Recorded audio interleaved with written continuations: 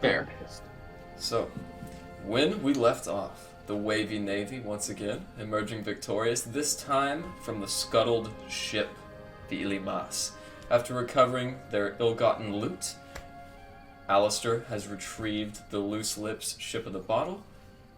Rez, you have the mysterious map, the spell scroll of True Resurrection, and a bottle of Prizzi Desjardins, and of course, or alas, you have retrieved your Flame Tongue Rapier.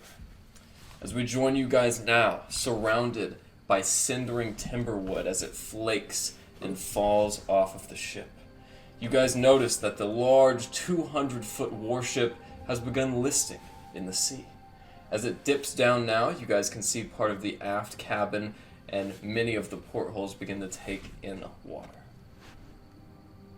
Now then, as we are still there, all of you can roll me a perception check if you would like.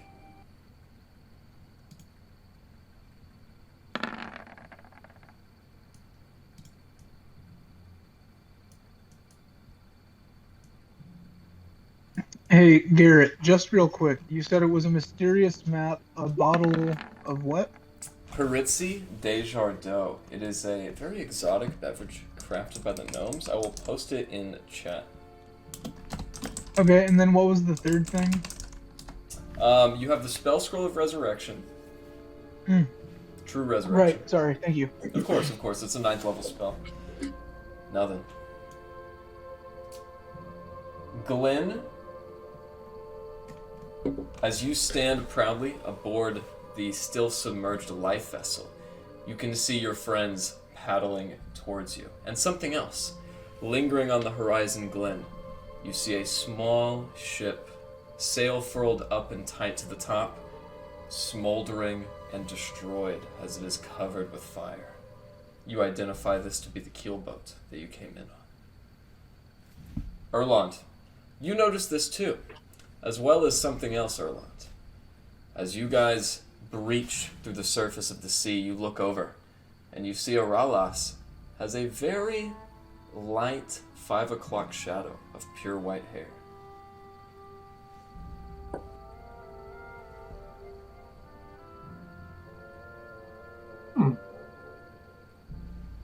Plus, how old are you? Well, I'm not that old. Why? Got a little salt and pepper action going on. Except you're mostly salt right now. That is very weird.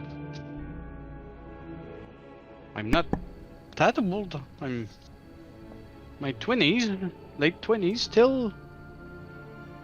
Should not get some gray hair for a while. Are you sure it's not just ice? Have you done anything? Did you touch anything on the boat? There was a weapon. One Oh, that I wait. got, You're- one that I fought. You're wearing that dwarf belt, right? Oh, it is true. There you go. That's where the beard is coming from. Glenn think- and... Oh, go ahead. I think this is new. I like it. Ah. Wow, crouching tiger. Glenn and Larry, as you guys sit on top of the life vessel now, you guys can hear those loud pops and cracks as the fire begins to spread. Glenn, you're reminded that if that fire spreads deep enough, it may reach the magazines stored in the bottom deck. Larry, how quickly can you build a new boat? Well, how quickly can I build a new boat? Wow, That's a great question. So, with enough timberwood, I would say that you can fashion a seafaring vessel in no more than 12 hours. However, you guys do think this fire is spreading very rapidly, and you are standing on a lifeboat as we speak. I think we should just flip this one over. You know what? That's why you're the inventor. You always think. Anyways. Yeah, but and I'm gonna not hop that in the- strong, so Yeah. Yeah, I'm gonna hop in the water. You stand on one side of this boat, and then I'm gonna go under the other side of it, and I'm gonna push it while you're standing on the other side, right? Okay. So you're gonna go under, but it's gonna help. All right. As you guys get into position, Glenn, you are still benefiting from the breath underwater spell as you are within 90 feet. And as you go to hoist it up, go ahead and make me an athletics check. Absolutely. Aurilas, Rez, Oh, have you guys seen Captain Davies come up? Oh, yeah, we're holding him. That's very true. Yes, he's on the weaker side of things. I'm right here, Yeah. you idiot. Wow, that was really fucking good. Thanks. That was nice. you, Larry. Yeah, so let's get away from this ship, huh? Oh man. Does anybody else want to take a whack at flipping this boat over? I don't think did Glenn do it? I think everyone should just gang up on Erlond and we dive. We dive? I think we should dive and get the hell away from the ship. Okay, let's go then. I don't. Hmm. I mean, our boat was engulfed in flames, so there's probably, We definitely need a boat. danger. Yeah, I think we No, Is my- no. Is my we water can breathing talk about still this in later. effect? I mean, Well, it lasts yeah, for 24 hours, yeah. Yeah, let's just tread underwater. Let's go. Okay. All right. As you guys begin swimming away, Glenn and Larry, you swim by Erlond and Rez now. Glenn is removed from the party for cheating. And as you guys... It was an accident. It's okay. I didn't mean to. As... I won't do it. I won't move over there. No, you're okay. As you guys begin heading southward now, away from the Ilimas and towards the coast of Dunglaras, I need everybody to make me a survival or athletics check. Ooh, fun. Spicy. Rory is resistant to cold. That is right. I just gonna roll for fun. It's okay. It has nothing to do with the cold. Alright. Or less. As you guys get approximately 500 feet away from the ship, it is still visible on the horizon as you guys look up through the water. Or alas, you begin to grow tired. As you are continuing to swim on, do you want to take a rest or continue? I feel taking a rest is not a good idea. I could, if my life is in danger, teleport twice with Thunder Step. And then I have Misty Step also. So I could, what's the remaining range to cover? Since it's a nautical mile away and you guys have traveled approximately 500 feet, you guys are, let me look at the distance of a mile, away. About a quarter mile. We're about 3/4 miles away. We've traveled about a quarter mile. Okay, Hey, Garrett, will you let me know when we're about 500 feet away from the coast? Of course. okay, actually, let me think about something.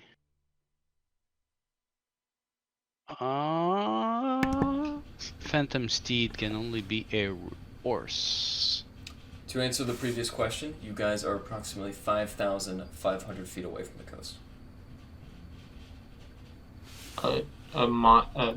A nautical mile is 6,000 feet.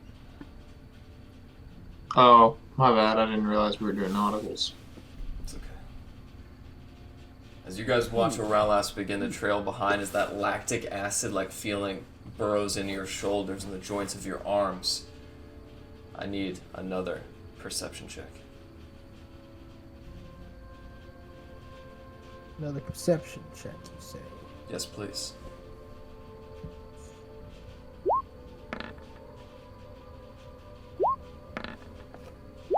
Mic drop.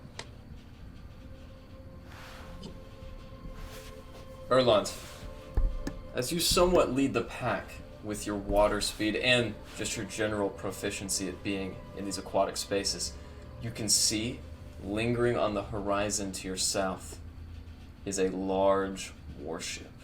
It seems to be heading directly towards you on an intercept course. Underwater or above water? It is above water.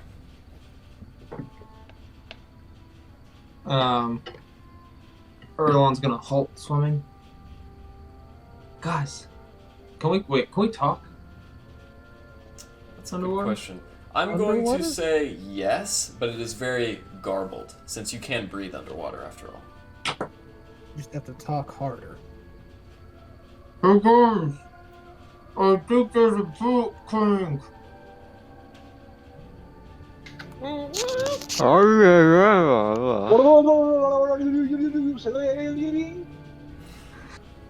I liked that. That was nice. I'm actually not having any problems at all here. I can speak just fine. I've decided. I've decided. learned that on Guys, the I think there's a boat coming. All right, I'm going up. That's what you said. Okay. Oh, should we, hitch a ride? I think we're fine if we just stay down here. I thought we were hijacking it. By my No, calculations, no, we have a We have our own ship. we have a long way to go. I think it's a good idea to actually take a ride. Yeah, it's cut. The boat's coming towards us. That's right. It seems to be on an I'm intercept going- course. Let me. Is it about 500 feet away? Yes, but it's encroaching very rapidly. Can I? Okay, I'm going to grab Auril by the scruff of the neck and say, "Do you trust me?" Of course, I do. And I push us backwards in the water, and we fall through a dimension door, and we splash onto the deck of this ship. All right. As you guys do so, immediately appearing on the deck of the ship now. Erlond and the rest of it. Erlond's gonna continue swimming, so. Welcome, Alistair. I can't wait for Zach's reaction. So, Zach, they have left the lifeboat behind, and we are now underwater swimming back to the coast. They wouldn't help me with the lifeboat. Don't worry about it. Okay. So, as Rez and Aralas, you appear on the deck of the ship, you guys find yourselves surrounded by tawny sailors. Dwarves with anchor tattoos on their biceps, half-orcs reeling in ropes, and you even see 2 humans that are pushing this massive windlass in the center. Following down the stairs behind you guys at the aft castle, you hear these mighty footsteps that clink against the oak wood. A boot and a peg leg. Rez and Aurelius, as you turn around, you see the captain of the Dreadnought, Lucard Drek. Well, how'd you scallywags get aboard my ship? Lucard! Oh, it is so good to see you again. Oh, thank God this is your ship. For a second I thought we were in trouble, and I go and I shake his hand and clap it. Me and my friends, we actually we managed to break free from being held hostage by that ship over there. And we were wondering if you could, bring us safe passage back to land. He runs his hand throughout his blonde beard. Nope, can't say I can do that, but I'll drop you in a life vessel if you'll tell me what it is y'all were snooping around there for. Oh, well, we just heard rumors, of a ship that had, mystery and inquiry all about it, and we were like, oh, well, there's bound to be loot there. And then, we encountered a bunch of ghosts. Everything went to hell in a handbasket. We barely made it out with our lives. Rez, as he looks at you and he looks back at Aurelius, Rez, go ahead and roll me a deception check.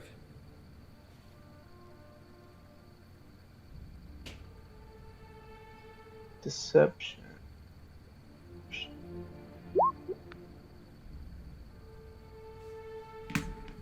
Seriously? with that, I would add, please don't go there. It's very dangerous. You see, we've fought quite a bit.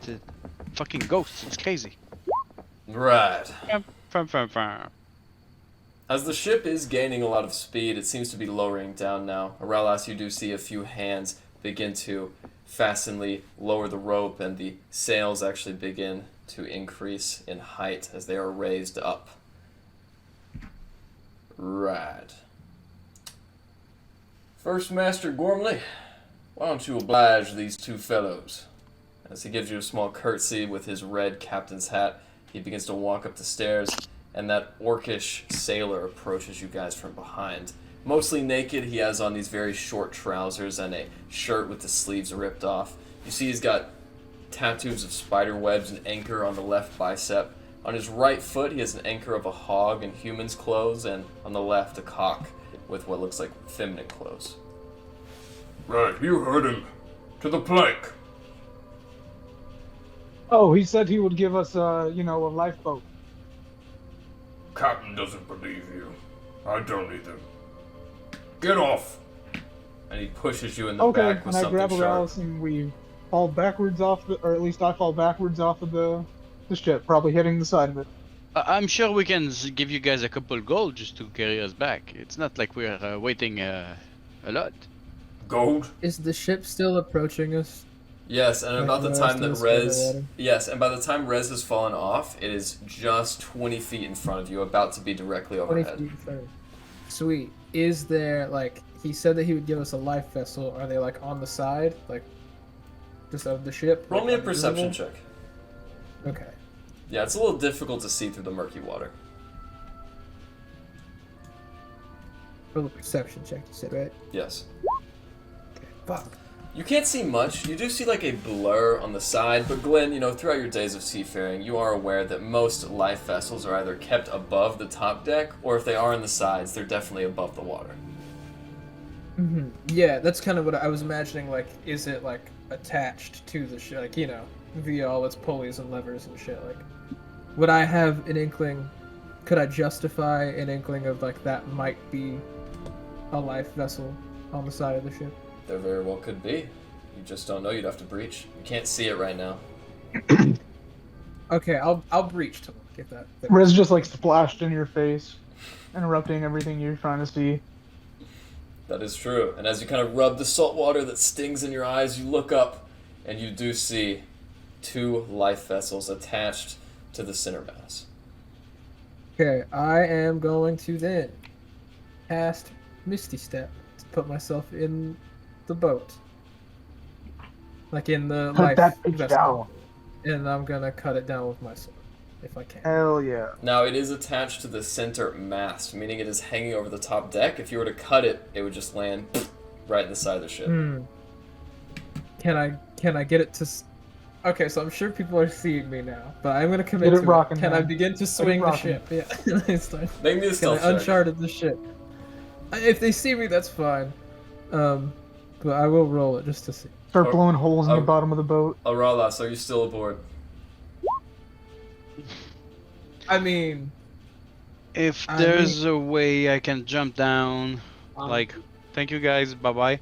I would jump and then Misty Step myself into those boats if I see a good opening for it. Alright, you do indeed, as Glenn successfully stealths his way directly in the life vessel. So, once again, since you're not lowering it with the pulley system or the windlass, it's not going to be a clear drop in the water. It might skid off the side of the ship. Is that what you wish to do?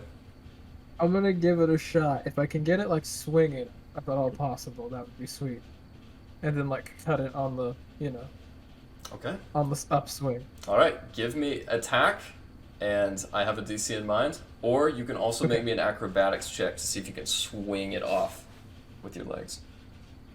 Gotcha. That wouldn't be. I couldn't justify an athletics check for that. Yeah, athletics, sure. You can do athletics. Okay. I'm gonna roll the athletics to get if I can get it swinging. It's not great. I will still attempt to make the attack on the rope if I can, just to see, because I gotta get this thing off of here. All right. Try it. Auralas, as you disappear and successfully ruse First Mate Gormley, who turns around and begins going back to his station to clean a nearby cannon, You are now inside the life vessel with Glenn. As Glenn quickly grabs his sword, go ahead with your attack. If he cuts one side, I know I should cut the other one at the same time for us to drop horizontally. Since it's a windlass, I mean, if you cut it, it's going to unravel and go through the mechanism, and it's eventually going to loosen up and just drop you. Gotcha.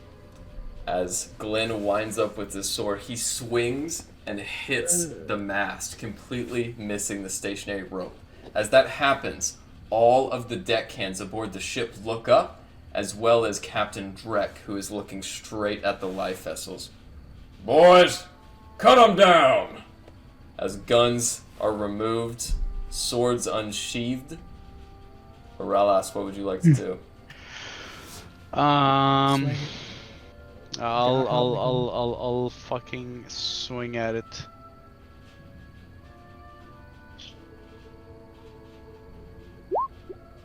Oh, just a All fucking right. 12. As you watch him removing the dark iron sword, he cuts through the rope quickly, and it begins descending. As it does so, make me an acrobatics check, Auril. Oh. Get him. Alright, as you try to do the same thing, pushing off, you guys fail in your efforts. The lifeboat hits the side just as the pirates begin loosening bolts. As crossbow, gunshot, and swords kind of reach out over the side, they all miss. However, the life vessel hits the side of the ship as the hull's curvature blocks it, and the two of you are sent tumbling over, face first into the sea, along with your life vessel. All of you now, as you see this occur, crashing in over your head, the boat moves past you and you hear a voice dramaturgically. I'll be back, and when I do, I'll pick over the loot you got from the scuttled ship. With that, you guys spot that very huge dragon in the sails bellow out, and the ship moves ahead. Okay, since our ship hit, or since our life vessel hit the side of the ship, is it seaworthy even at this point? It's a good question. As you guys are all floating beneath the water together, go ahead and make me an investigation check, anyone who wishes.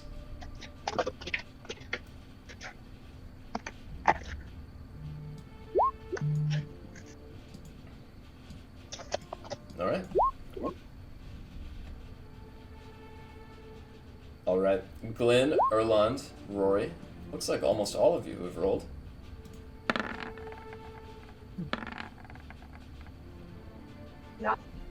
Alright. Everybody except Larry, you guys do notice that as it's bobbing up and down, the keel-like band of oak that straps the bottom of the vessel has been warped significantly. Beats of it are shaken off and shattered. However, it doesn't seem to be taking in any water. Okay, let's get going. They're definitely going to be back and we'll be blown out of the water. Let's go. Yeah, I'll climb into the ship, the boat. Our last Glenn, great help. job. Help me up. Glenn. Yeah, I'll assist the crew. I'll hold out my my pick. I would like to have Orly. Sides. I would like to have Orly fly above their vessel, and as a fey creature in a howl shape, I would like it to try to take a dump over the captain's shoulder from Alright. high above. Yeah, get him. So maybe give me disadvantage on some kind of perception roll. I don't know, or dex. No disadvantage. Just make me a stealth check for Rory. Or sorry, for Orly, rather. Yeah, dex would be a 14. Alright, does it have any stealth modifier? +3 actually Okay. for stealth. So, with that, you watch as the bird lands on the shoulder as you look through its eyes. Immediately, Drek turns over, and a massive, I presume, arcanically enchanted poo relieves him and splatters onto the crimson jacket of Lucard. As you look through the eyes, Drek looks at it, up at the bird, and you watch as he leans in with his jacket and removes a small Oh. flintlock with a glowing green barrel. I'd pop him off as this unravels. As you do, you swear you hear the faint shot of a gun being fired. And as you guys are sitting now around the lifeboat, watching the dreadnought heading to the wreckage, what would you like to do? Oh my god, we might Get get the lucky. fuck They might outta just there. kill themselves in the explosion. Exactly. Let's get the fuck out of there, man. Let's get the We have fuck to out. go. If Don't not, we've forget created about an it. enemy for life for like some real I am bullshit. like pushing, there's not enough paddles, so I'm just like paddling with my hand, helping us get the fuck out of there. Holy shit! All I right. imagine myself and Alistair probably have a paddle. If there's paddles in there, even. I didn't even consider that. There are not paddles in there. Everyone's No just paddles. Awesome. I'll hang off the back and just kick with my little cobalt feet. All right. As you guys have an organically motivated motor pushing you now towards Dunglaras, it is approximately an hour and a half until you see the horizon. As you guys see the encroaching land, you guys hear something else as well. A massive explosion spanning many nautical miles and just reaching your ear. As you guys hear this huge cacophony of splintering wood and exploding lumber, it's coming from the direction you have just came. As you guys are approaching the coast now, is there anything you would like to do?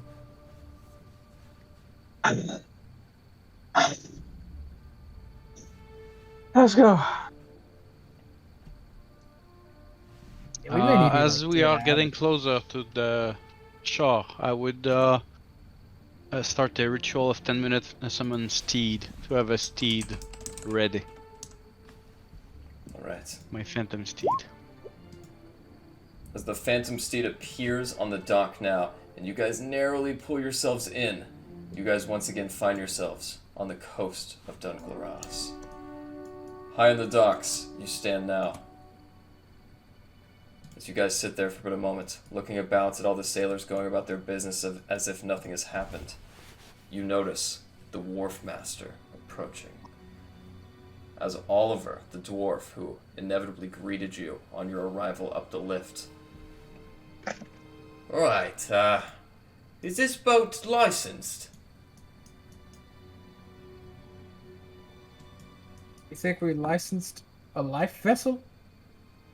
No, but on account of that mighty explosion, I just thought maybe you'd have something to do with it. No, but we did see the dreadnought heading in that direction. Is that so? Captain Drake's always up to some matter or another. Say, I'll let this one sneak by if you can give me 5 gold to warm me palms. I'll hand him 6. Thanks doing business with you. Now listen, mate. I don't know if that fella down at the lift has anything to do with you, but get him out if you don't mind. And Oliver turns around and heads back to his station in the dockhouse. He wants us to what? Fella in the lift?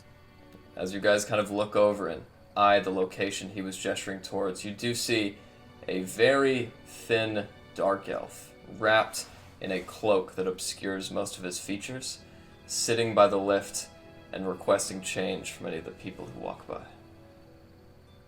Why do you think he's with us?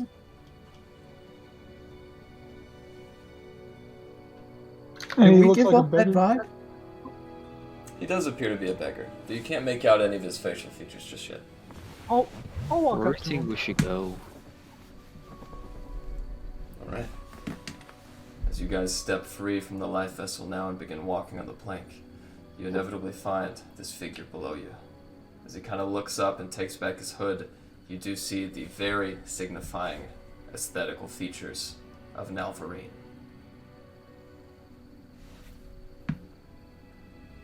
Oh, he was the Hello. shipmaker. That's right. Oh, yes, hello. Hello, bonjour. How did things go? Well, I don't believe you have a ship any longer. So I we don't are know at if you heard square that one. boom. I did indeed, yes. It was, very telling. But, and I take a few things out of the bag of holding and put it in my bag. And then I take the bottle out of the bag of holding and hand the bag back to Alistair. I say, but we did get this. And then I hand the bottle to Alistair. Excellent choice. I assume the other ships in bottles were left in the ship. Unfortunately, it appears so. It is alright. I will find some hapless sea dog to take me back home someday. But that will not be you, no? You have better things to do, huh? Where are you from? I am from Galadrimbar, but I do not wish to return. Not soon, anyways. Oh, so where would you like to go, if anywhere? I am thinking somewhere down south to start a shop. Maybe in Falas would be nice. Oh, you know, I actually hear Infalas is very nice. They have a few nice taverns. I've only been once though. Great city. Yes, I am allured by the sound of exotic coves, beautiful women, fresh fruit. Nothing like this place. These people.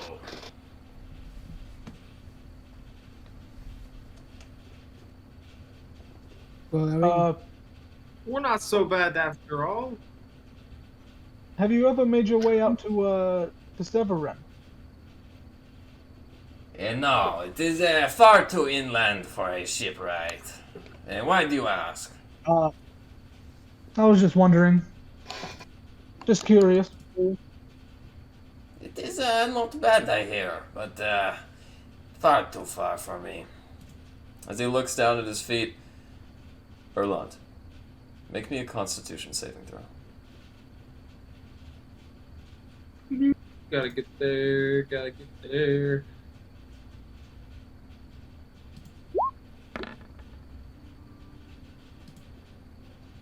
Boom. As you guys watch, Elrond begins flickering, and he disappears for a moment before returning in his full brightness. Let's move it, you know, move it to it, move it, groove it. Yeah. we probably should retrieve him. Who knows what's going on his side of the line? Yes, but in all honesty, first things first, we should probably, you know, get the hell out of Dodge, as they say. I mean,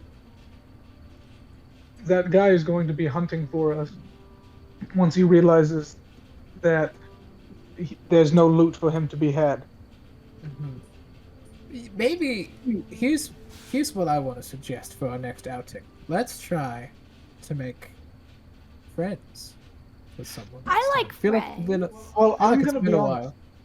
while. Oralis can vouch for this. I did try to make friends. Yes, he did his best. I even tried to say a few words, and I'm very bad with this, and we were about the same. Not convincing at Yeah, all. and then they just threw us overboard. When you try Saw to make that. friends and you're all fucking wet and stinky, it doesn't help. Yeah. We need I like say we go back to a tavern, get ourselves a hot meal The bath. and a bath, load up on supplies first thing in the morning, and Well, then I We had head an out. idea maybe. In that little bottle we have, there is like a ship in there for us, correct? yes. You know the douchebags that just tossed us underwater. Maybe we wait for them. We hide. We try to convince them that we are in the tavern. They want to come kick our ass. We take their ship. But That If- isn't a bad one. if we take the ship here, does the water reach our next destination? I do believe it does, because we need to get to Coppertop, and that is pretty much right on the coast. okay, no. so- Oh, speaking of, okay, we need to get somewhere where we can talk privately, because I found a few items when I ran back inside. Yes, I Right. do have a few as well to inspect. But yes, I feel if one day I could provide Alistar with so many ships he can't drive them all at the same time, maybe that would be a good day. I'm just offering ideas.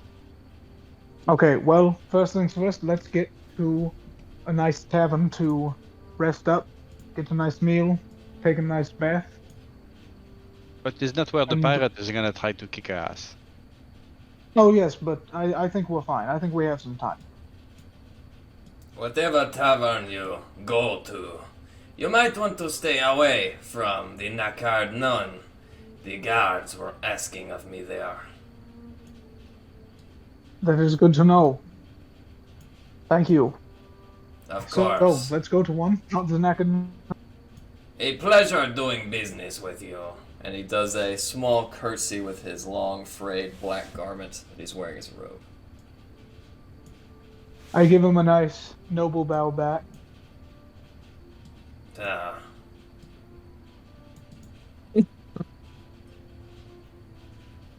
Cool. Tavern, let's go. Let's get drunk and then steal a boat. It's approximately 5 p.m. now. Still not late enough in the evening for the sun to set, though the rays are a lot dimmer than when you guys first arrived. About 65 degrees as you guys board the lift, and it begins lowering deeper and deeper into the walled citadel of Dungloras. As you guys inevitably find yourselves on the streets once again, at that same familiar sign pointing 5 different directions. One to Greyvault Keep, one to the town square, one to the tavern keep, and one all the way back to the Deepwater tram, which you guys came out of. Or sorry, the Wonderbright tram. What would you guys like to do?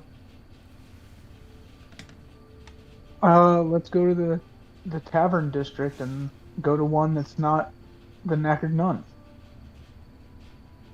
Alright, as you guys do so, you are inevitably before you as you push by the much less cloistered groups and populations of people through the avenue. You do inevitably find the 5 taverns at the end of the cobblestone streets.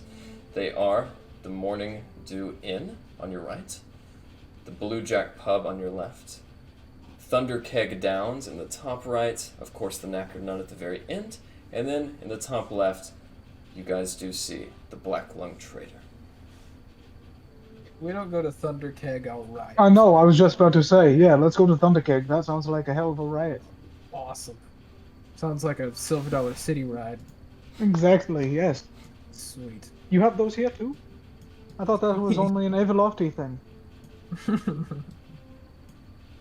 Frontier City. What's not to love? As you guys push by some of the nearby giant rams and the carts and other goods which they hawk from the back of their burlap saps, you guys do make your way inside and see a very decorated dwarven room. Ceiling's a little bit lower than your liking, Rory, but still much taller than the Knackered Nun.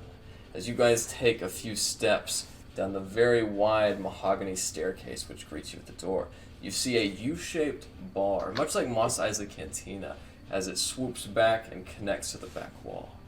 On the top, you guys see flags of every dwarvish clan. Hues of blues, red, yellow. You even see one plastered with orange with a nice foaming mug at the front. The flag of Clan Bronzebeard. As you guys step inside, you can see the mostly dwarvish patrons are in some degree of inebriation.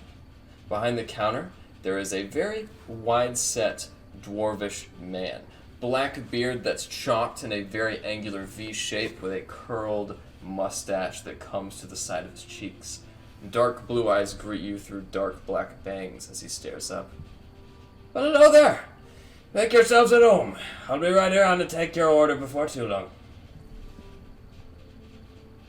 Thank you, sir. Lovely establishment you've got here. Oh, thank you. You got quite the lovely face yourself, Mountain Dwarf. What other dwarven clan banisters or whatever are there? There are quite a few. You do notice right away the flag of Caer Konig.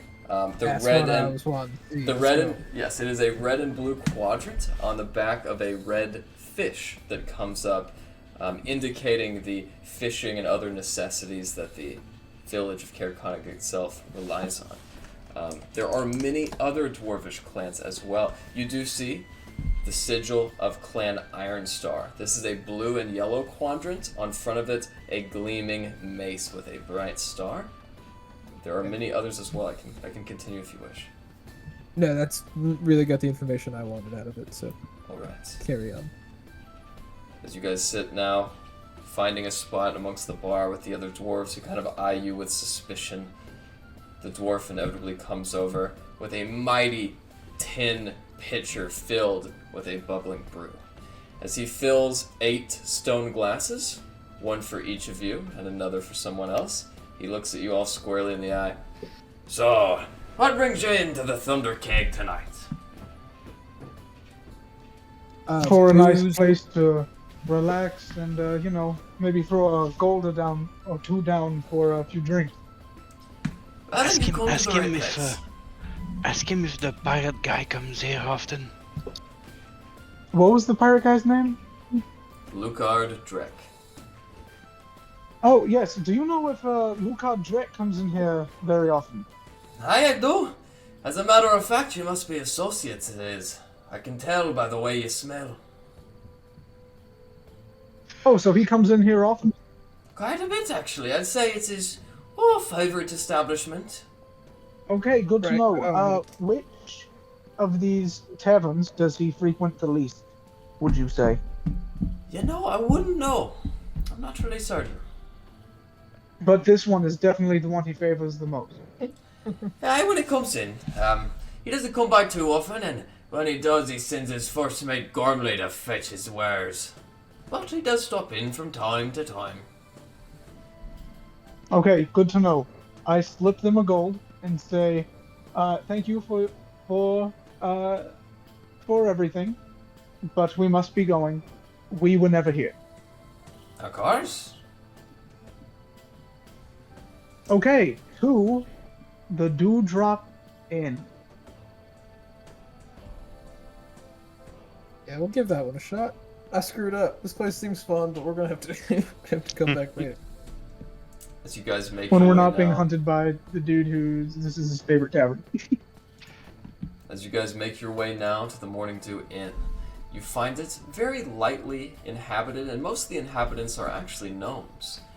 As you guys step inside, it is a much more quaint appearance. The floor is quadranted in stone, and all of the accessories, the tables, the bar, even the light fixtures which branch out from the wall, seem to all be made from granite and lapis stones.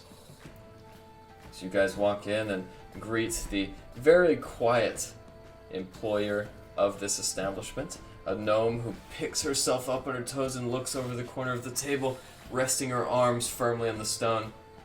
Well, hello there. How are you? Does Luca Drek come in here very often? Who's that? Okay, perfect. Great. We will have a round for our table. Is there a corner booth or something that's a little more inconspicuous? Yeah, as you guys look over, there's a group of limestone chairs which are cut into the walls, and in front of them are just very simple timberwood tables that kind of wobble back and forth as you rest your elbows onto them. Okay, Nice. yes. We will have a round of drinks for the whole table, 3 for Alistair, and a whole meal. Just a nice platter of whatever you have. All right, sure thing. I'll have the drinks out in a couple minutes. The food might take a little bit longer. Okay, how much do I owe you? Well, for the 8 of you, I'd say 1 gold and a silver piece ought to cut it. Very well. And I'll Inevitably, tip her a silver. Oh, thank you very much, sir. inevitably give, she comes back, kind of slicking some of the blonde hair behind her head. Go ahead, Aurelas. I'll put 2 on the counter on the table for later, and I'm gonna start doing my little detect magic ritual onto the sword I looted. All right. I'm gonna Inevitably, OCD. the tankards are brought back. These are very simple wood tankers fashioned with bands of iron around the handles and the lid. Alistair, you are given 2 of them that sit neatly on stone coasters in front of you. Well, I bought 3 of them for Alistair. Then you get a 3rd as well. As she comes back with the food now, this time on a very large charcuterie board, which looks like it's been covered with various ceramic bowls and dishes, she stops before getting to the table. Excuse me, sir. Do you mind putting that away? As she speaks to you, Aurelis. Oh, I'm not gonna cut anything with it, and I'm just inspecting the metal. I'll give you a gold in a minute if you let me be. I'm sorry, Please. sir, but if you're caught with weapons by the guard, we'll lose our status in the guild. Just please, when you get a chance, sheath your saber. Perfect. Yes, it's always good to use good saber protection. Yes, I'll be just a minute. All right. Auralis, you can do that in your room tonight. You know, when I find something that seems magical and it is a sword, it gets me a bit but we don't want excited. to risk this fine person's business. That is very true. As she clears her throat and steps up on her tippy toes, she pushes the board on top of the table. Now, I've got a few things there. I have some gnomish greens for you. She takes up a bowl and these very frothy pieces of kale-like vegetation and a salad exposes itself. I noticed some of you are natives here, so I also prepared hogs in a hovel. Food indicating like pigs in a blanket, but with bacon straps. And of course, some fresh trout from the bay. Oh, well, it all looks very lovely. Thank you very much. Of course. If you need anything, just call for me. My name is Cindy. Okay, thank you very much, Cindy. And as she walks away, I look back to everyone. Okay, now, I found some cool shit while I was on that ship. When I risked my life to run back in, I found a couple of pretty cool things. First off is this, and I pull out the spell scroll. This is a spell scroll of true resurrection, and I think we should keep this in our back pocket. Now, I tend to stay pretty far out of combat, so I think I shall just keep this on me to use on one of you. Second thing, and I hold up the bottle, is this, I want to say it's like a gnomish wine or something. That should be fun to celebrate once we kill the Frostmaiden, and I put that back in my bag. And then the third thing, and I pull out the map, and I hand it to Alistair. Alistair, as you look at this map, you're reminded very much so of the map which you found in Yellowbeard's cabin. As a matter of fact, this map, just like that one, is of what you consider to be just the known regions of Kilrator. What would you like to do? I'll give it a once over, and then put it with my other maps. There you go. As a matter of fact, that is the map which you are all looking at now. Labeled and dictating all of the locations on the Dawnstruck coast. You guys can see all the way from Razor Bay, which is the southernmost port, all the way to Narvi, which is the northernmost.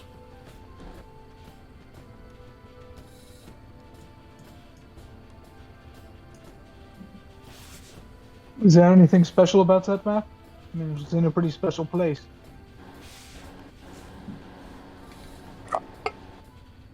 It just seems to be a nice map. Nothing hidden on it? No secret codes? I mean, I'm guessing not, since I do have Yellowbeard Seeing Stone. I haven't seen anything, so... Are you wearing it at the moment? Yeah, I always keep it on. Alright.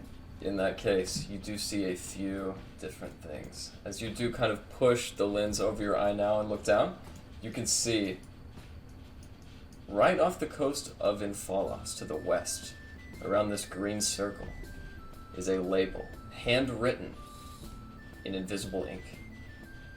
Broken Beak.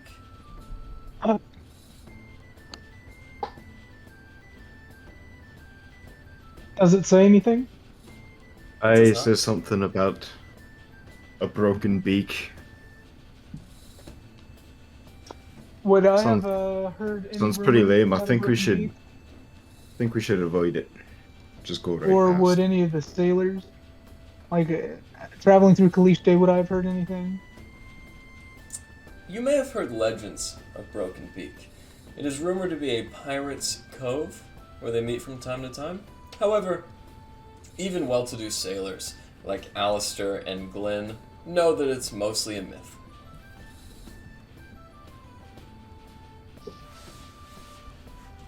It's nothing real. Fake. Well, yeah, let's completely ignore that. What? I What? agree. What? Just Yeah, what kind of superstition. idiot would name something Broken Beak? Sounds fun. Sounds terrible. Well, Larry, if you're on board, I'm on board. Let's go. Let's check out Broken Beak. Alright, you two have fun. Larry, she's got a good nose for those kind of things. Yeah, what if there's some sort of cool character at Broken Beak? Well, we'll drop you in a life raft. If it's on the way, you know, happy to take Well, a no, look it's- at your. Yes. It's One really more. not. We need one more Oh. friend. Who else wants to come? Anybody? Rory might tag along. Yes. Awesome, we've got Rory. Yes, brothers. DM, would you allow me to use one slot of detect magic to get that sword, verified, so I can sheath it, the flame tongue? Absolutely. And I will say too, just being there for 10 minutes, you can easily attune it if you wish as well. Well, upon inspection, I will put it back in some kind of fabric to hide it. Guys, I found this weapon.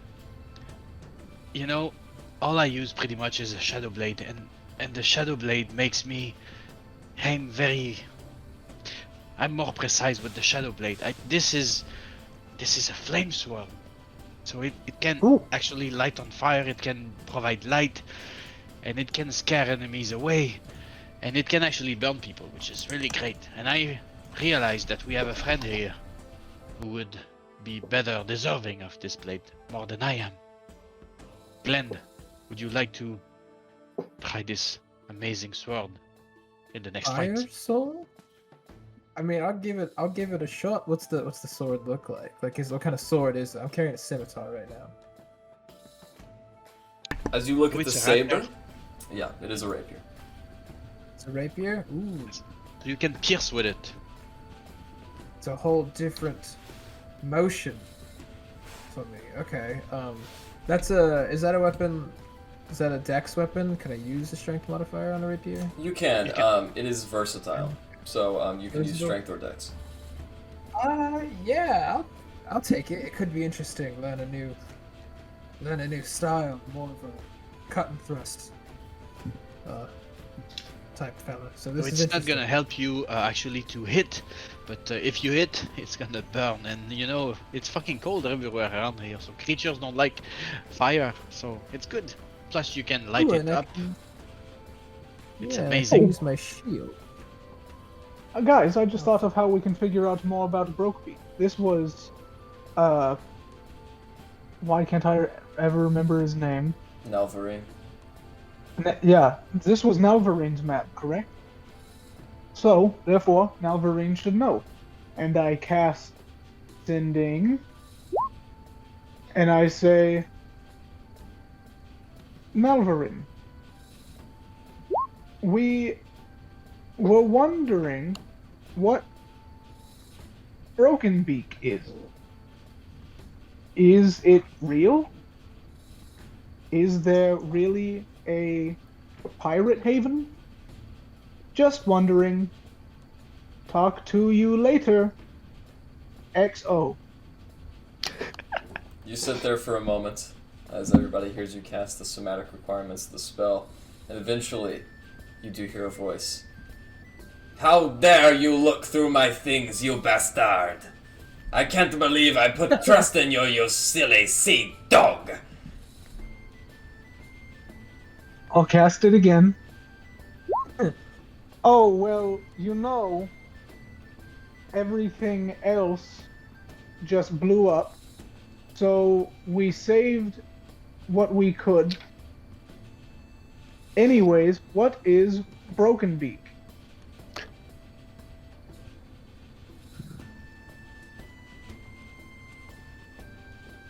No response. You forgot to say please. Do it again. So what did he say? Well, he kind of got mad at us for rifling through his belongings. Hmm. Anyways, Yeah. give me one more moment. And I cast Sending again. And I say, on hold.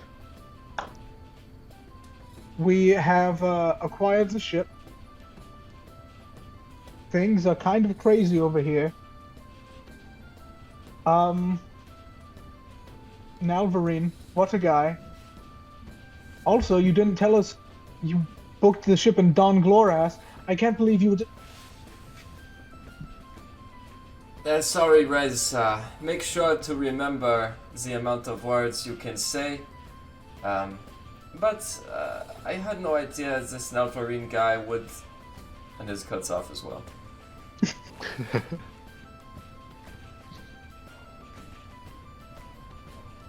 Okay, yeah, on hold's doing good.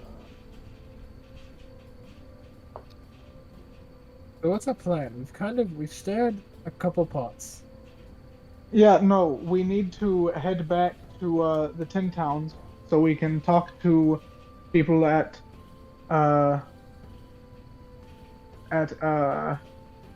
Coppertop, so we can also get back Erwin, who is currently stuck in Coppertop.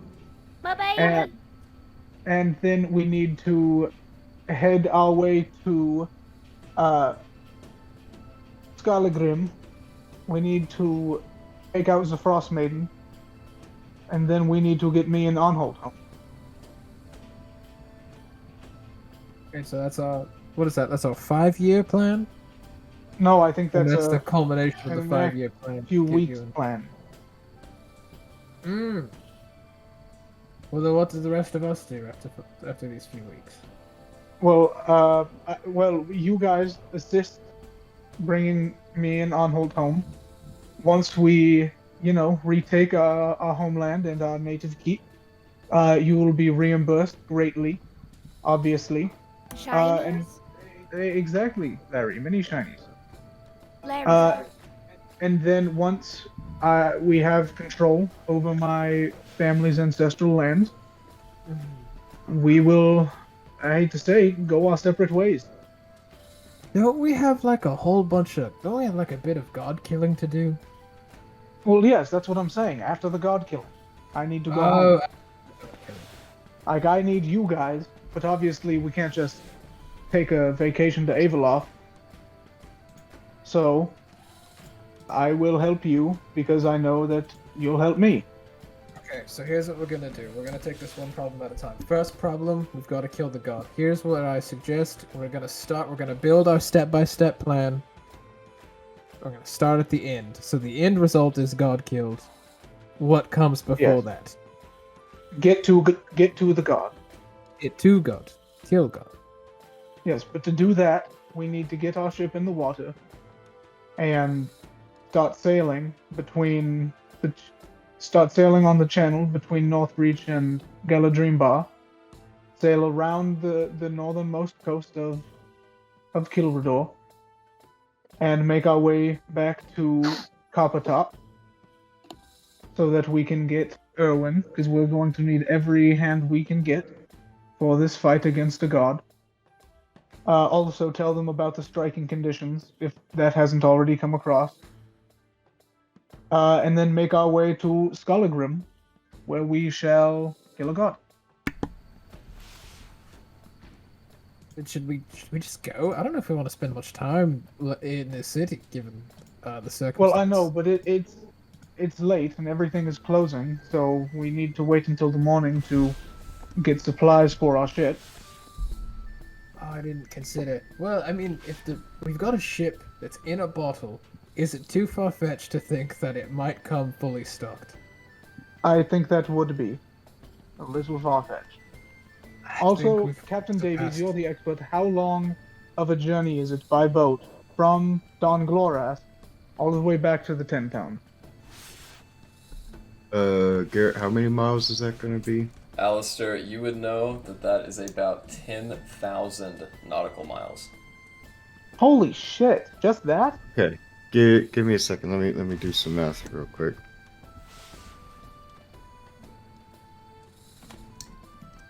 That's about 84 days.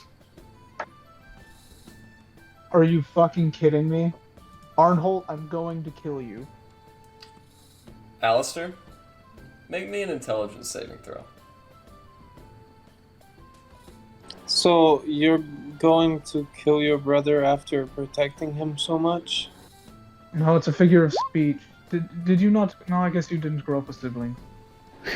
Alistair, as you sit there What rubbing the- your cold skin and your frosted goatee, you realize that you could take the ship in the bottle back onto the tram and arrive back in Coppertop that way. I do come to this conclusion silently to myself. Okay, so Alistair said it's going to take 3 months to get back to Coppertop to tell them that they are going on strike. So everyone stock up tonight and in the morning for a 3-month journey. Okay, I'm gonna be honest. Here's what I think. We go to Skullgrim and everything, do that. Then we come back and we check out Brokebeak on our way back to Avalon. I'm not even sure that we're all still gonna like each other in 3 months. That's why we have a pish plank. posh. So Anyways, you're telling me it's gonna take 3 months for me to get back to my body? I'm telling you the plan for 3 months. There's Probably no gonna way to take a like day. expedite this a little bit. So. Oh, of course there is. The journey itself is going to take a day, but I want you to plan for 3 months. Oh. Okay. wait, why That's would real. we take a day? Why should we plan for 3 months? If it's No, only this going is to take this a day? We'll just go the way we came here. This is what Teleport. Captain. Oh my god, guys, I just remembered. We have the ship in a bottle. We can just get on the Alistair, why didn't you just say, oh my I just goodness, said it. you're I sneaky. literally just said it. While you were focus rolling, I literally just said it. I'm a little lost. What's the plan? We just get back on the tram with the ship in a bottle. Yeah, and then those take us okay. back to Coppertop. Wow. So what's gonna Alistair, happen- You are really a Yeah. genius.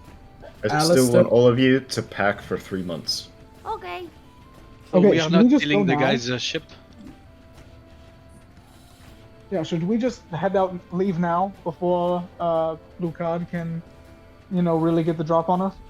Yes. Yeah, This is his probably. least favorite space. We're fine Let's- here. I could use a shower.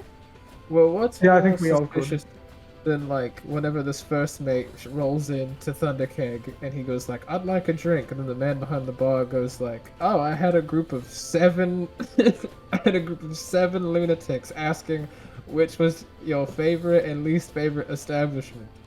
Well, no, Like, I it's paid gonna them get off brought to up. say that we were never there. Like 1 coin. You gave him a 1. gold? One gold. Okay. I think we all take for granted how much a gold is actually We worth. paid the In other guy D&D, like 6. In D&D, a gold is worth is like a day's pay. I think It's you're like also, it's a decent amount of money. I think you're not realizing that this first mate definitely has at least 2 gold on it. And so that information is going to come out regardless. Exactly why I think we should leave right now. Did you get a receipt? Oh, that's what we should start doing. That's actually a great idea. We'll get receipts. So, Get if he receipts for our double bride. crosses you, you know. Let's just take our stinky butts to the tram and go back to my baby.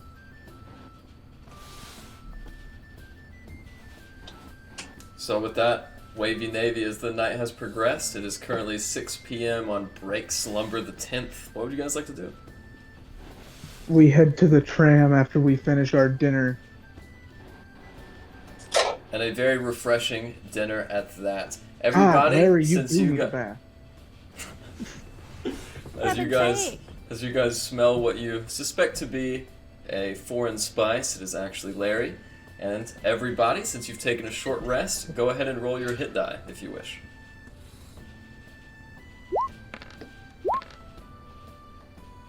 Did we get to level 8? No, don't ask. Hold on. Long rest, short rest? Short rest. Short rest. Oh, okay. You can use as many of your hit dice as you can for a short rest. As you have remaining, that is correct. Yeah. Where's the button? Look, oh gosh, I'm just blind. God damn it. How many hit die do you have? You should have 7 right now. Right, because you're 7th level. We got 1, Yeah. 2, 3, 4, 5. Damn, Erlon, how much 6. health did you take? 4. Yeah, so however much you roll, you get. Well, you can't go above your max. Right. As you leave. Well. Well, that's okay. Yeah, you Erlon just spent all of his hit die. Yeah. Just for today, that is. They replenish on a short rest, I believe. Half. On a long rest. Yeah. Oh, that's right. My mistake. Yeah, long rest. I apologize. Whenever we hop on that tram, Erlond will just meditate. As you guys push your way past and head out of the very flimsy, thin wooden door in front of the Morning Dew Tavern, you guys hear a sharp voice behind you. Oh, tell your friends and come back if you're ever in the city. Inevitably, as you guys walk out, all of those rams which you could see towing luggage and hot goods to and from the city square are now vacant. All you see is the distal light of distant tavern guards as they walk to and fro in the night. As you guys walk down the streets in the evening time, inevitably, you come across Grey Vault Square once again. Those 2 huge stone doors which lead down into the mine of Galorian core stand in front of you. As you approach, you see that 2 of the Helmsguard, the men with green tabards and a large ship's helm on the chest, stand before you. What would you like to do?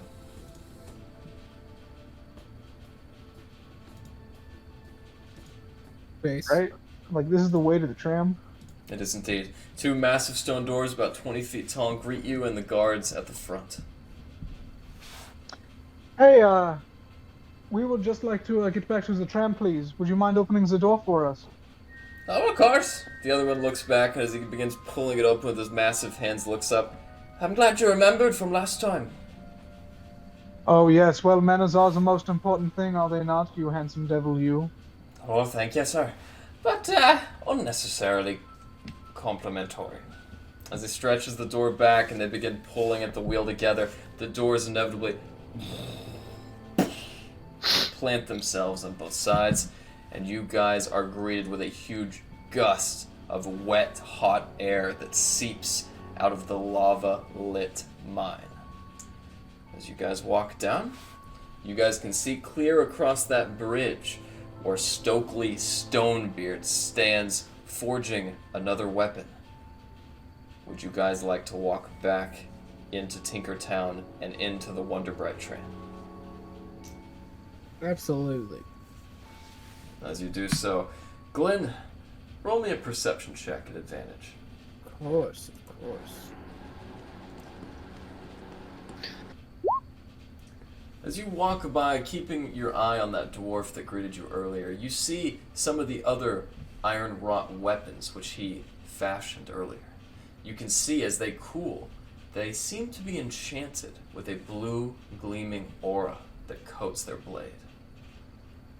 As you walk by him, his crafting tinking down and down, lower and lower as you guys get farther and farther away, you inevitably find yourself in front of 8 carts, suspended by an impossibly thin beam of blue energy that flows to the west and out into the distant portal in this subway-like room. As you all board the carts and wait for a moment, one of the guards approaches you on the bottom, blows a whistle, and the blue light ignites, sweeping you all out and in the astral plane. Erlond, roll me a Constitution saving throw. Oh. Oh. As you guys begin coalescing up that blue stream of light, and you rest at the docking port, you see the very familiar visage of Harbinger Prime, the Warforged, greeting you. And as you all step off the tram carts, you notice that Erlond is not with you. Oh, Oh fuck. Welcome back. hey. Hello. I was you expecting see a a- seventh. Yeah, I was gonna ask you if you had seen a holographic elf running around. I have not, but He's not He's an a elf, he's a com- Ganassi. these occurrences have occurred from time to time. Tell me, is your friend in the process of casting a spell? He said he was He- seeing into the future. I see. Most troublesome. Well, I shall certainly keep an eye out for him. Yeah, just if you see him, sit him down in the office, keep him safe, give him some snacks. We'll probably He be likes back soup. through here at some point. Of course. I shall try to do that. Erlond, as you find yourself in a dark space, you hear a distant voice calling for you. Say, elf, can you hear me? Oh, freaking rats. And as the light illuminates back in the space, you find yourself in the throne of Black Ice, along with Faradin Greatthing. Well, at least it's you and not that dragon. A dragon. Tell me, what color were its scales? It was a gray, a light gray, no, a white, I think. White, yeah, I'm pretty sure it was a white. He looks over at one of the guards guarding the entrance and nods his head. This is most troublesome. We have only had reports recently of a red dragon. Oh, wait. DM, was it red? No, it was white. Okay. Oh, yeah, very troublesome. However, good news. No one, in the vision I saw, no one was in this mountain. It seemed as though the outside world was, well, not ice. This is most disheartening. Why would my fellows evade their ancestral home? You have left me much to think about, Sea Elf. Please, take as much time as you need to recuperate. Yes, they were going to Galadrimbar, or they're coming from Galadrimbar? Galadrimbar is where Nalvorian's from. They're actually coming from Dungloras. Oh, okay. Gotcha. And we're back over here in, like, the Tin Towns, Dunbad area? That's right. Okay. Yes. My friends, they should be coming back here. It was quite the experience. I'll have to explain sometime, but yes, I would very much like to greet them as they arrive. I shall eagerly await their arrival. The rest of you, as you guys step free from the tram and Harbinger Prime greets you to a large yellow gateway in the floor. He looks up. So, shall you be returning to Coppertop, or do you wish only to venture past into the land of Dunbat?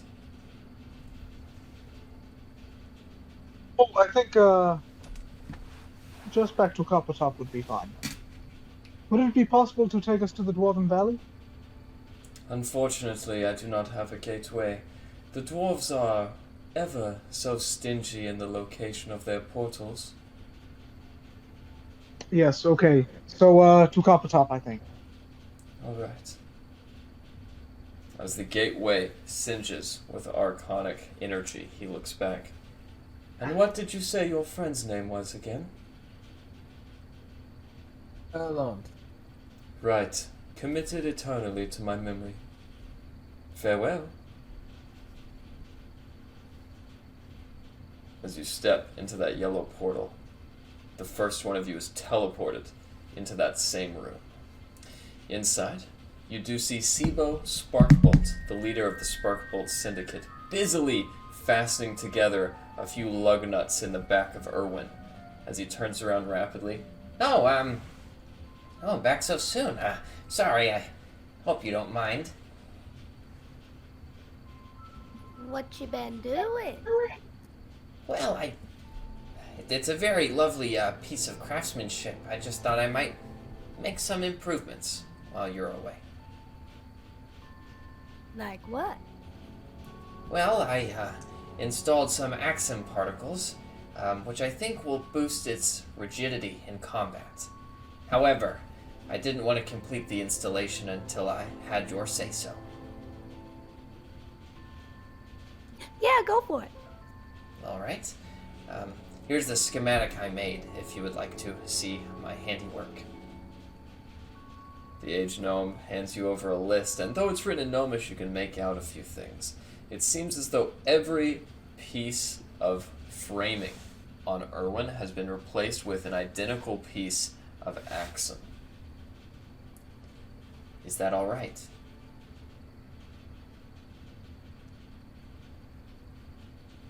I believe so, yes. I think it will be quite helpful, actually. Thank you. It's the least I could have done, for the way that you supported us in the light of extinction. Larry, go ahead and add 1 to Irwin's AC.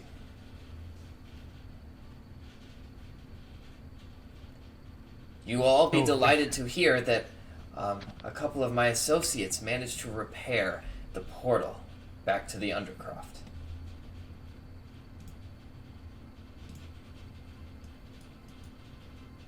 Good to hear. What was that? I'm sorry. Too much working and gadgetry afoot. Good to hear. Yes. How did your adventuring go on the coast? So good. Oh, it went fine. Nothing exciting. Good. I got this. Hold on, rapier. I don't know how to make it be on fire, but it one day will be on fire. That's most interesting. If you don't mind igniting that when you've returned to Coppertop, you might accidentally ignite some of the residual oil. Ah. Yeah. So we now have a Glen with a shield, and we have Erwin that seems more sturdy than ever. I think our front line is going to be impenetrable. Yeah, no one's knocking me down. Except for most things recently. Yes, well, as the gnomes say, it's only a craftsman's product which can be judged by his merit, not his size or stature.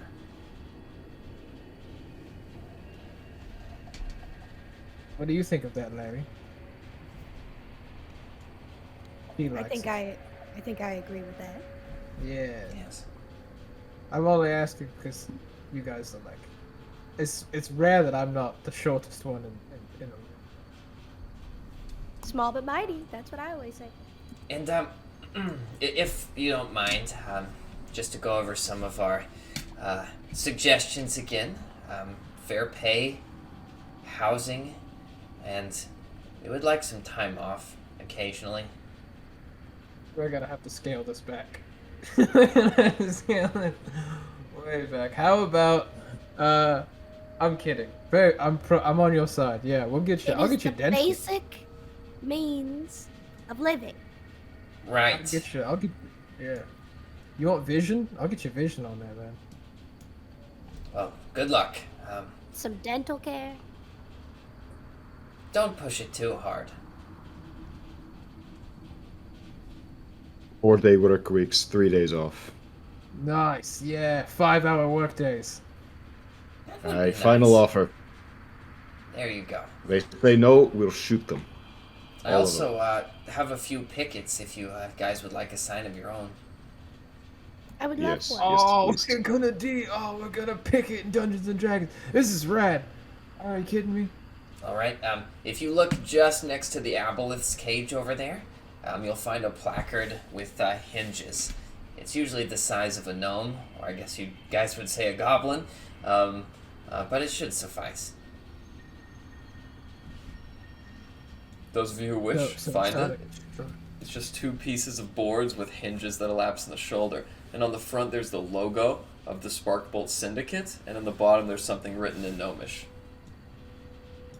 Oh, I can't read Gnomish. Do any of you guys know what this is? I can. Gnomish. It says, "Hell no, we won't go." Fuck Okay. yeah. Crusty I- Crab is unfair. Hell yeah. Mr. Krabs, I would like to. I'd like to look it over, the symbol and the writing, and I will prestidigitation. Just copy that onto my chest armor. Whoa. Very nice. Yeah, Landon Leadliver came up with that. He's a really crafty kid. Okay, I think we are ready to go face the king. Good luck. Cool. Maybe kill him. Thank you again. Oh, We're don't doing a walkout. don't kill him. If you kill him, his brother will take over.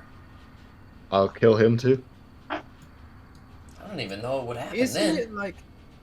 What about You're in like... charge. Actually, How many people do we kill till you're in charge? 5.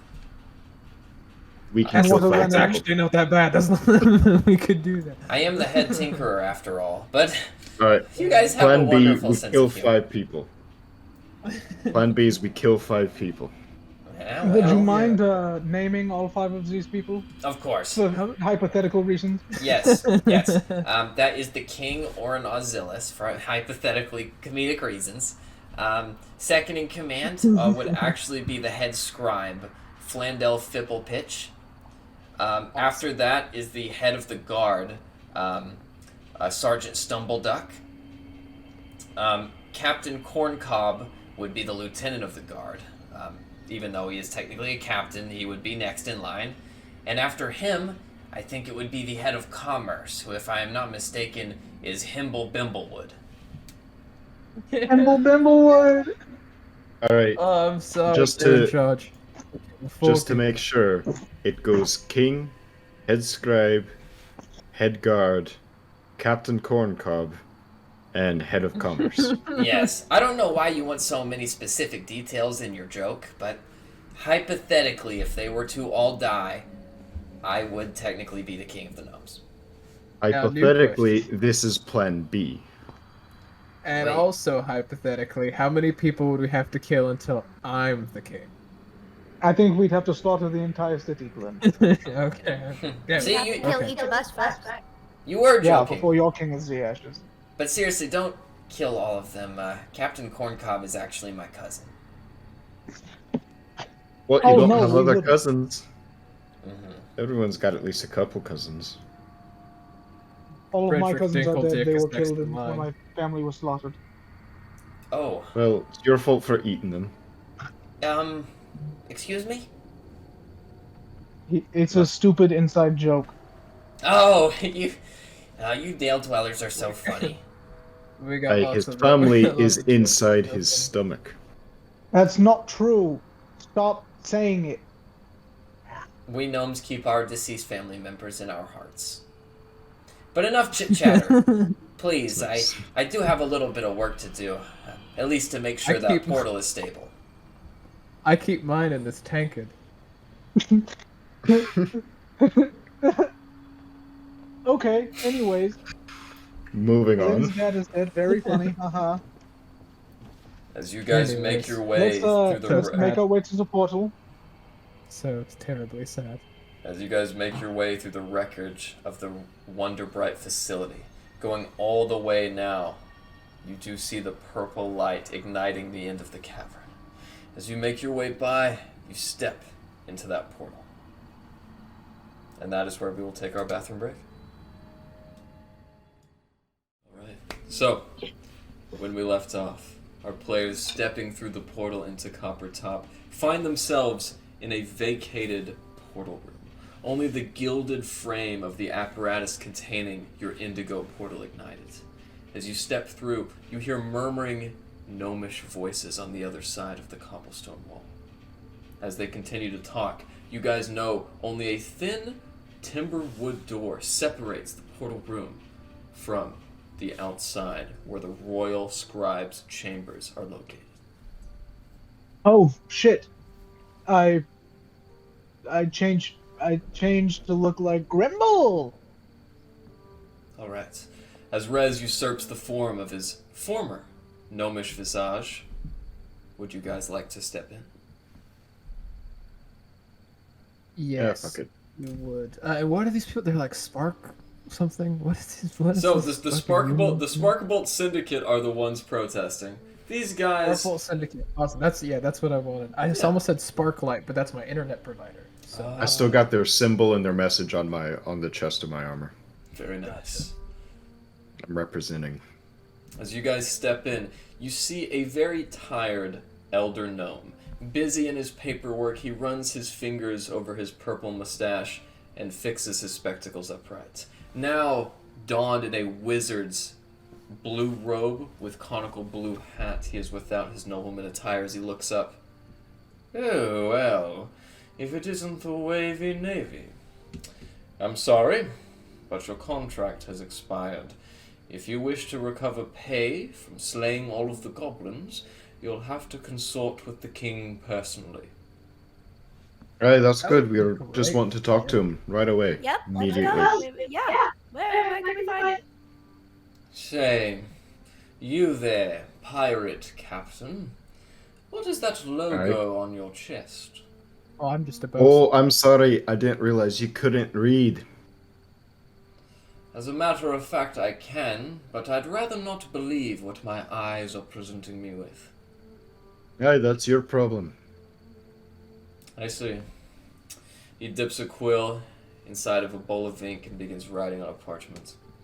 You'll be able to find His Grace, King Orin Osilis, at the Throne of Giants' Rest now.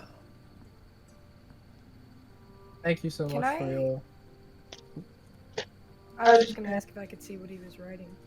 Absolutely. Go ahead and make me a perception check or a stealth check if you're trying to be sneaky.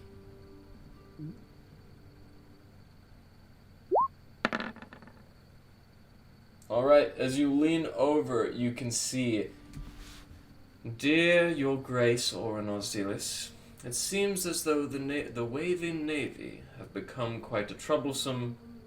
Hey, what are you doing? Snatch Sorry, I didn't know it was a secret. Snatch it.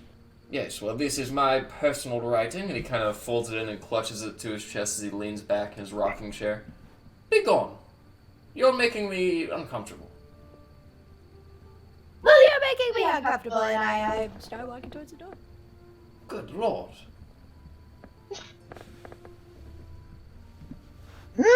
Yes, they can be quite upsetting. Grimble, come on. Let's go. I like Grumble. I like this guy. Grumble's fun. As you guys make your way up the spiral staircase now, you can see in the thin amber glass bits of ore that have yet to be mined, sparkling cogs that have seemed to have been lost in the Undercroft's construction. And as you come to the top, you find the door blocked by the two halberds from the Copper Consortium, the guards that protect the city. As they look back, Oh, I didn't think there'd be any adventurers coming out. one of them lifts up their halberd and peeks their head in. Say, I remember you guys. So, did you kill all the goblins? Yes, we are here to talk to the king. Make a deception check. At double advantage. At advantage Yes. because I am not Grimble.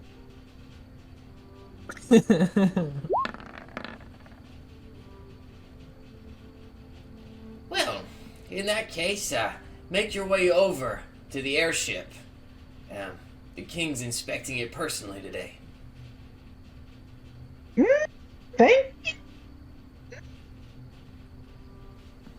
As you guys begin marching over now, you guys do see at the end of the copper top dock there is a mighty airship.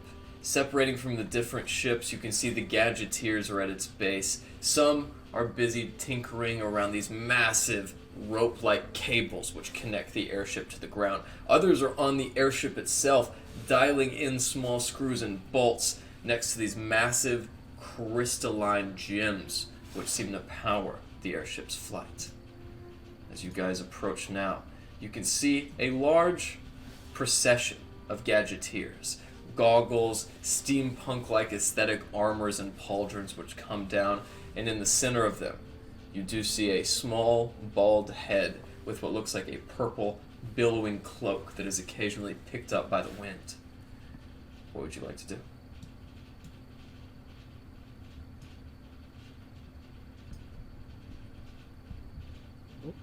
Do you have a plan? Want to hear more from Grimble? I say we just go confront him. Yes, I say we go to the king. Alright, Alistair's just gonna march towards the king. Yeah, cool. We're following. How are we looking? Are we stern? Oh, cool. Collected. But You know, maybe let the I'm looking man stern. do the talking. Let the man with the tiny hands do the talking. As you approach Grimble, and the rest of you behind him, Grimble, you kind of push your way I out get of up some there of with my tiny little hand. As you do so, pushing your way through, some of the gadgeteers look at you, and you can now see two of the members of the Copper Consortium stand stalwart with sharp halberds, beflanking a smaller elder gnome.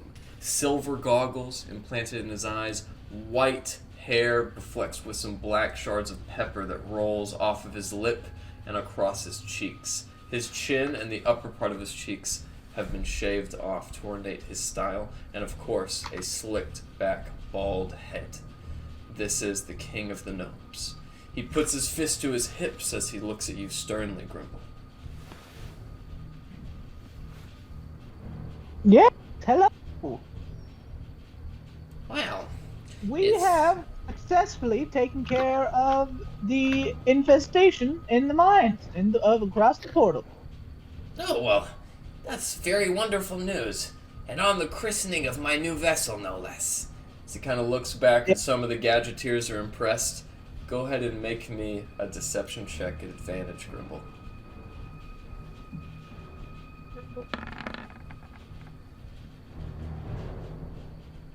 Ooh.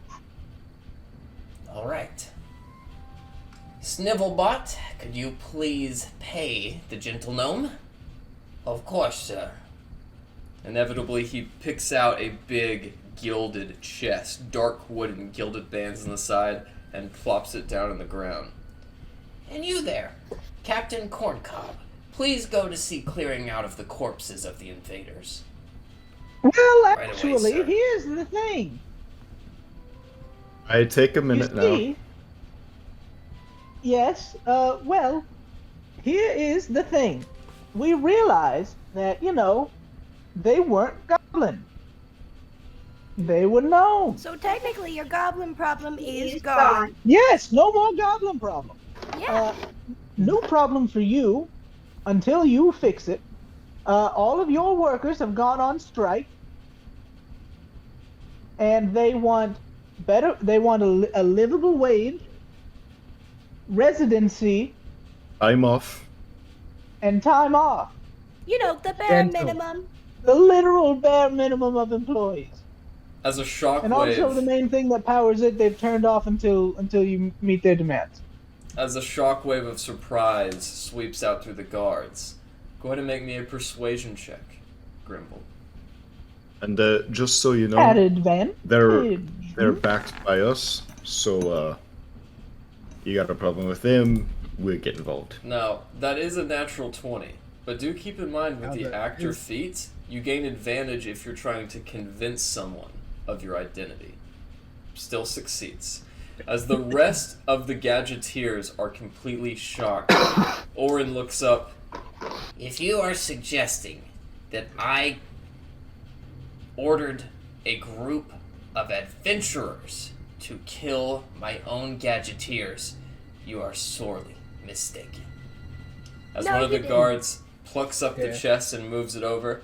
Guards, take them to their refinements inside Giant's Rest. But the guards... I don't think you will. You see, this is where, and I start slyly casting suggestion. This is where you give your workers the bare minimum of what they need. They need a livable wage. They need time off. They need homes. And otherwise, production is stopped everywhere. The pension plan.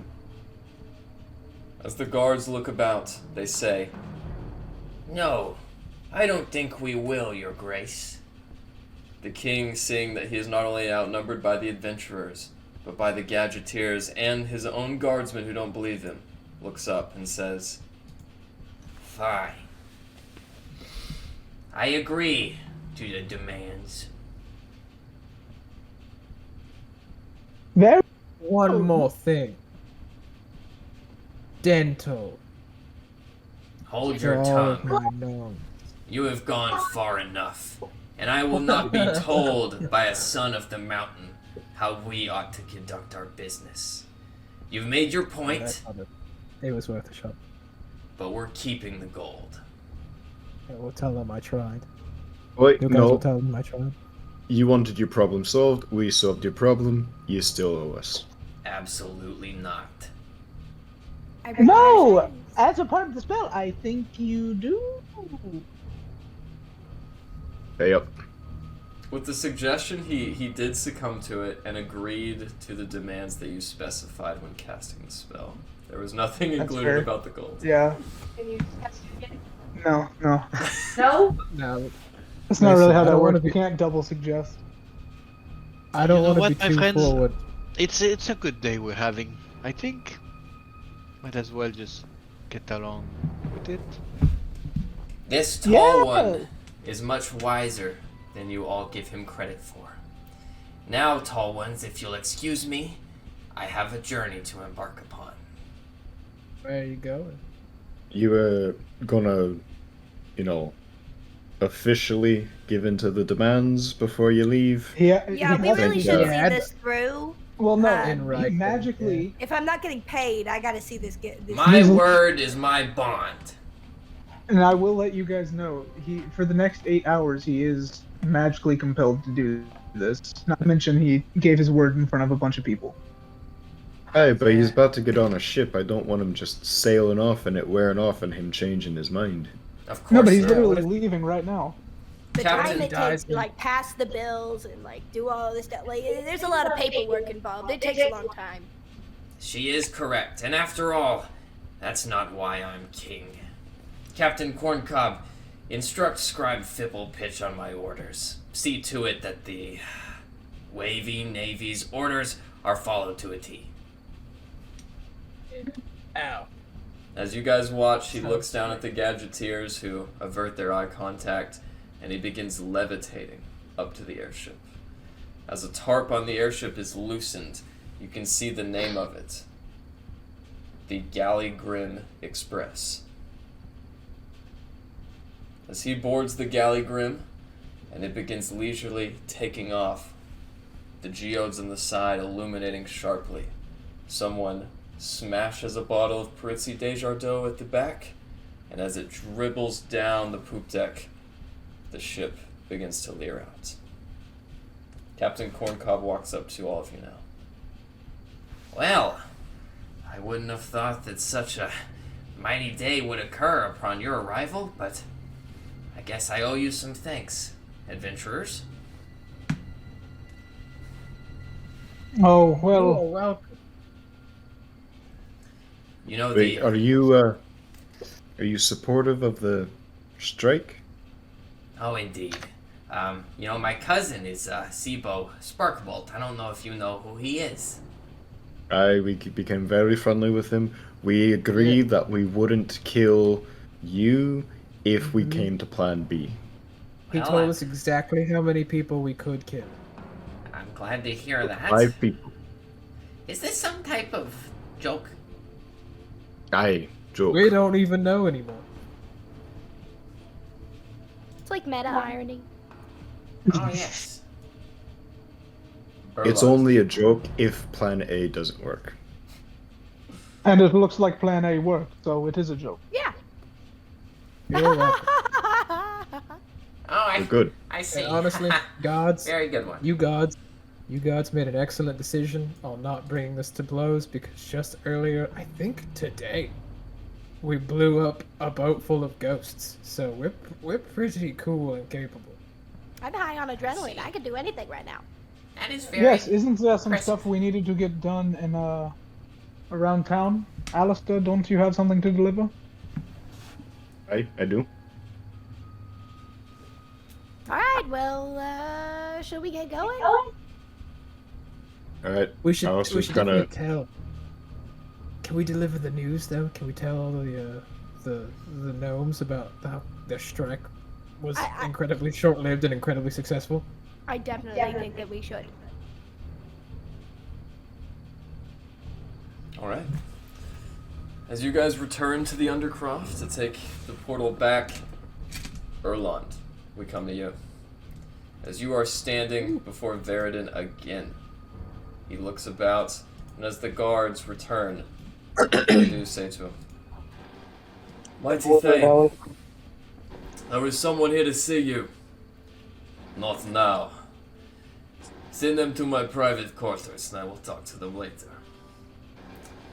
Sealth, let us say that I believe your dreams. They have been accurate thus far. Why should you not attempt such a seeing again? It could be very fortuitous. Well, you see, I don't know a lot about my circle, or I don't know a lot about my star druidry, but I feel it unwise to risk such a thing on my body at this moment. I see. In that case, and with that, the tarp to the cavernous opening is thrown open. A guard runs in with his spiked helmet falling off as he pushes it back. I'm sorry, sir. We couldn't stop them. And inside, you see 3 hulking figures that push back the tarp. 3 hulking Goliath. One of which, an elden woman walking on a cane with long, gnarled white dreads that lightly obscure her face. Do we recognize him? Unfortunately, you are not there at the time, Rory. I thought it was... Okay. Yeah, you're with the other guys. Erlond is somewhere else. I'm on my lonesome. Okay. As you see before you, Erlond, it is Oya Monotarch. Hello, Great Thane. Hello, Erlond. Hello. And Erlond's gonna bow to her.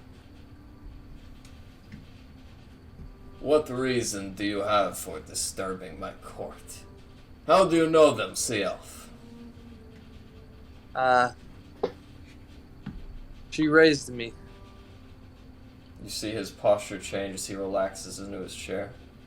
I see. How can one be of service? Well, it seems, Mighty Thane, that we have to rely on you now, says one of the Goliath. As Oya Monotarch sterns her vision, she holds her hand up.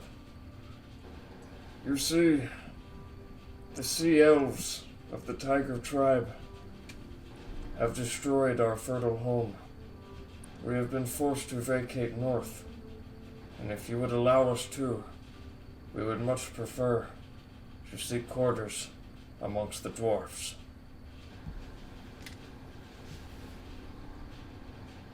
I will accept this proposition, but Elrond, I will hold you responsible for any of their grievances. DM question: any of the sea elves' grievances? The Goliaths. That is perfectly fine with me. Monarch, do you know what they are wanting, what they are seeking from this invasion? Yes, I do. They seek the rhyme of the Frostmaiden.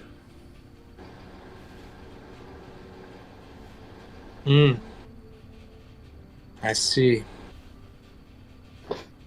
I really hope my friends gets back here soon.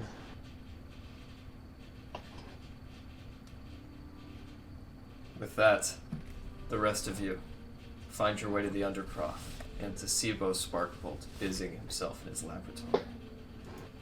As you do discover him now, he's sitting before his tablet. Oh, hello, that was rather fast. Turns out we're really good at negotiating for unions. It's really a good news, bad news situation. Oh? What's that mean? Good news, you got your demands. You got your rights. Yippee! Everything you asked for, you're getting. Amazing. Bad news, it's kind of like a triple bad news. 1, we didn't get you dental. 2, we didn't get paid. 3, we didn't get to kill any of them. Oh, well, that's okay. Now we can all work together in harmony. And besides, with our pay raise, we'll all be swimming in gold before too long. How much will you be getting paid now? Well, you did just say an average day's pay, correct? I don't know what that is. I did, We demanded Listen, common living man, wage. it's about a gold a day. That's right. Should be about 15 gold a day, right? No, just Oh, one. that's Demand that's a very 15 rich gold. merchant. That's Demand too 15 much. gold. I think 15 might factor into inflation a little detrimentally to the economy. But you know what? 1 is much better than we had before. That's when you say there's a place down south where this guy Anabib gives all his workers 15 a day. Anna Bibazon. As you guys watch his features brighten up and some of the goblins kind of trinkle out of their workstations to hear the news, he pips up again. Well, seeing as how we do have time off, and it is the Sabbath day, I suppose we'll all be making our way up. Thanks. Enjoy your time off. You deserve it. You guys are wonderful. If you ever need repairs or anything special crafted, come see me and the other gadgeteers. We'd love to help. If you ever need a dead king, let us know. Okay. Or a dead king, dead head scribe, dead head guard, Captain Corncob is fine, and dead head of commerce. But do please let us know if they fall through. I'm sure they would. After all, if the king said it, his word is bond. He is the king, after all. He said that For same now. thing. I don't know why. People in this part of the world just don't write shit down. It's the craziest thing I've ever seen. Well, no, he did get his scribe to do something. Right, but that was an afterthought. Interesting. We'll talk later. Okay, yeah. If things don't work out, Alistair, just let us didn't you have know. Sure. Didn't you have a thing? And let us know if your cousin quits. Because then we can kill the captain. I suppose. But, well, just thanks. And he extends his hands and tries to give you a hug, Glenn. Oh, I'll hug the little guy. Aw. This Anybody is the else? voice I should have been using. Seeing that there's hugging going around, Alistair's going to silently excuse himself and walk away. Get him! Watch by out, the Glenn, way- to ignite your flame tongue. I think he told me not to do that here. How's Yes, that, especially in the hug. How's that Mythalar holding up? Is the Mythalar holding up? The what? You know, the big energy It's source? fine. It's fine. It's fine. Don't Okay. worry about it. It's fine. Yeah, Alright. it's. Okay. Okay. If we don't acknowledge any problems, they're not real. Are we keeping that or are we giving it back? What do we do with it? There's no we here. This is my deal. Just you. I'm good. I'm fine. Things are fine. I don't have a bomb in my pocket. I don't Right. have a nuclear bomb in my pocket. Well, I was just okay. gonna keep walking backwards, stepping away. As you see up in the board posted on the cavern wall, there's a sign that says days before accident. It's currently at 3, and as you say that, a goblin climbs up and is ready to change the sign. Days before or accident, they know when it's gonna happen. There is That's no bomb here. Alistair's gonna turn and just leave. I'm gonna follow His Alistair. word is I'm gonna storm out his with word is his bond. So Happy day, tall you don't ones. even need to question. If you ever need anything, really, come back and see me. As you guys leave, along with Alistair and some of the other workers who go to celebrate their day of jubilance, finally freed of the shackles of employership, you make your way up and out and down to the tiny town Tinkerer. As you make your way there, to Tiny Town Trinkets, I should say, you do find a very tired Robert von Bargel. Green hair, now kind of slicked back with grease. His mustache is more of a beard as his green 5 o'clock stubble is shined through. And he's still wearing that very elegant velvet vest with a dark brown burgundy jacket overneath. As he sips a mug of tea, he looks out. Oh, well, welcome back. I believe there may be cause for celebration. You mean you really got it? Gonna hold up the bag of holding. I got it. Well, shucks. I had you pegged for a louse, but look at you. You all came through. Well, a deal's a deal, isn't it? Can I see the vinculum? Of course. Harbinger too, be a dear. The Warforged guard, which stands stalwart at the door, walks over and digs his hands behind the cash register's desk as he pulls out a large octagonal Purple Heart box. He drops it on the counter in front of you. Oh, not so rough. Here, give me that. All right. Shield your eyes, little miss. This might be a little too bright. As he picks up the lid, blue light filters in the space. In front of you guys, you see a bright cyan blue dodecahedron. Think like a D12, but ignited in sheer luminous light. As he holds it up in his hands, it levitates like a small orb. Now, you don't need to do any magical trickery to do this. It won't touch your hands. But it's magnetic, so it'll stick to any little robot, gadget, or warforged you want. I'm gonna hold out my prosthetic arm. It clings right in your hand. This will do nicely. Thank you very much.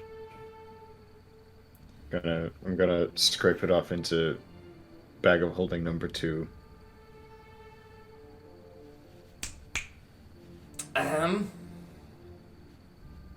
Gonna pull up bag of holding number 1. You might want to help me with this. Oh my goodness. Harbinger seconds, be a dear. Harbinger second goes up again, and as he touches the Mythalar, you watch as the Warforged pops out of shape, bolts and screws fly out of its chassis, and as it goes with its other arm, it immediately disintegrates. Oh, Jesus. Well, It's a bit volatile. alright. Okay. Well, Here goes nothing. Ah! You will cast me a concentration check. Here, give him the bag, man. Not giving him the bag. Hey, a little help here. Can I help him? Can I help him bring it out of the bag? Sure thing. Go ahead and make me a Constitution saving throw. You're muted. Sure thing. Go ahead and make me a Constitution saving throw. I'll take You guys that. are I'll literally take pulling that. out a star. Like a melting star. As you push it out with him, and this thing is now floating around the room, ovulating and turning upside down, you watch as he slowly kicks open the door with his back leg. All right, just a little further. Do you walk with him? I'm walking with him. I'm committed. As he walks back into this room that's lurking behind the central shop, you guys see what looks like a massive gyrocopter. The same that some of you might have found crashed on top of Kelvin's cairn. A helicopter with a spinning iron blade. All right, we're just gonna place it in the chassis nice and slowly. Do you oblige? I oblige. As he sets it in, a gasket blows out of the side, the chassis lid closes, and the massive gyrocopter begins moving as the blades spin.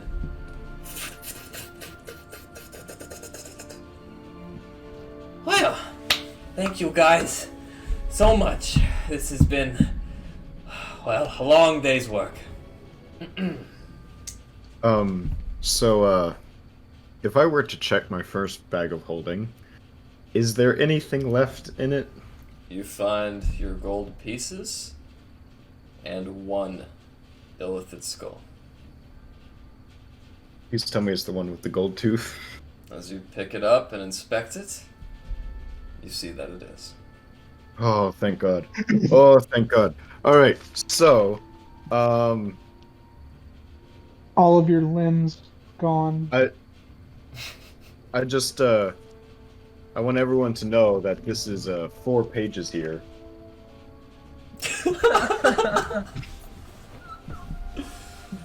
Alright. Okay. So, I want to ask him about his wares. What does he have for sale? Well, I have a lot of trinkets. Usually give them away for free. And as you know, I still have the boots of flying. If you guys would like that.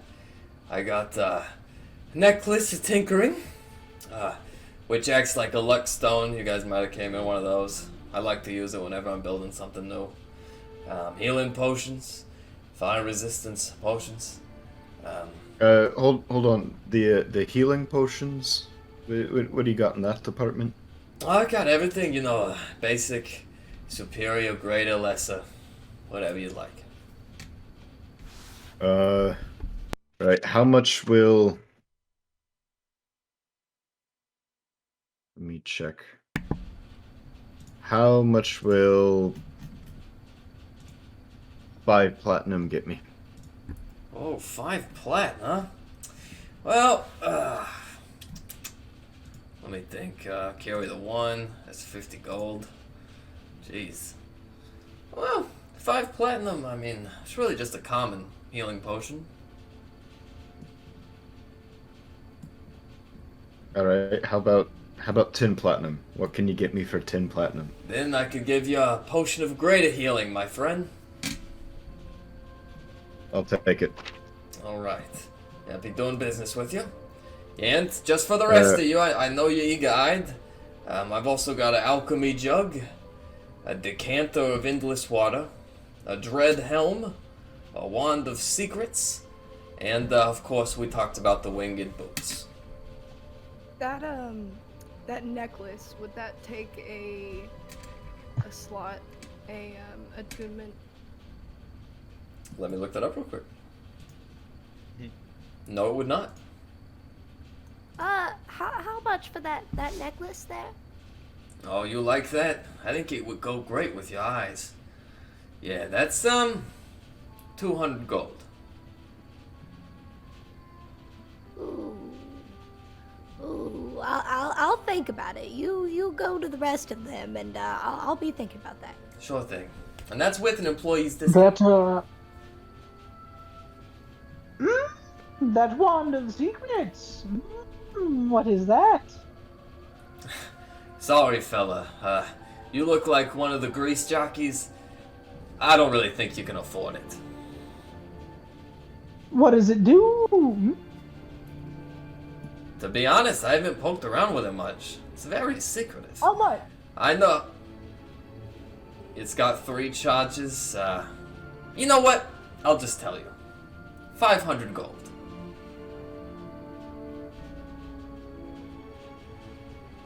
170. Final offer. So anyways, is there anything else I can help you with, Mr. Alistair? Can anybody help me buy this? Tell me about the decanter of endless water. It's crazy. Basically, it's this little flute I picked up from a sage's shop in Kaliste. You pop the cork and water comes out. And how much you asking for that? For you, make it 450. 450 gold? That's right. Shite.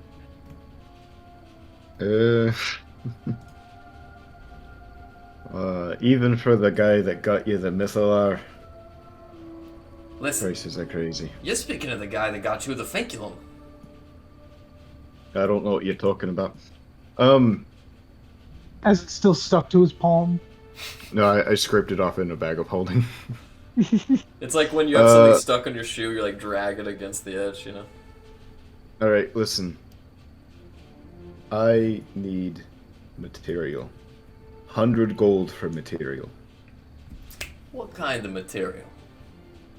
I need shite to make a warforged. I need metal, I need wood, I need crystals, gemstones, cloth. Whatever you got, I need 100 gold worth of material. Alright. Metal is better. Metal takes priority. Also take some wood.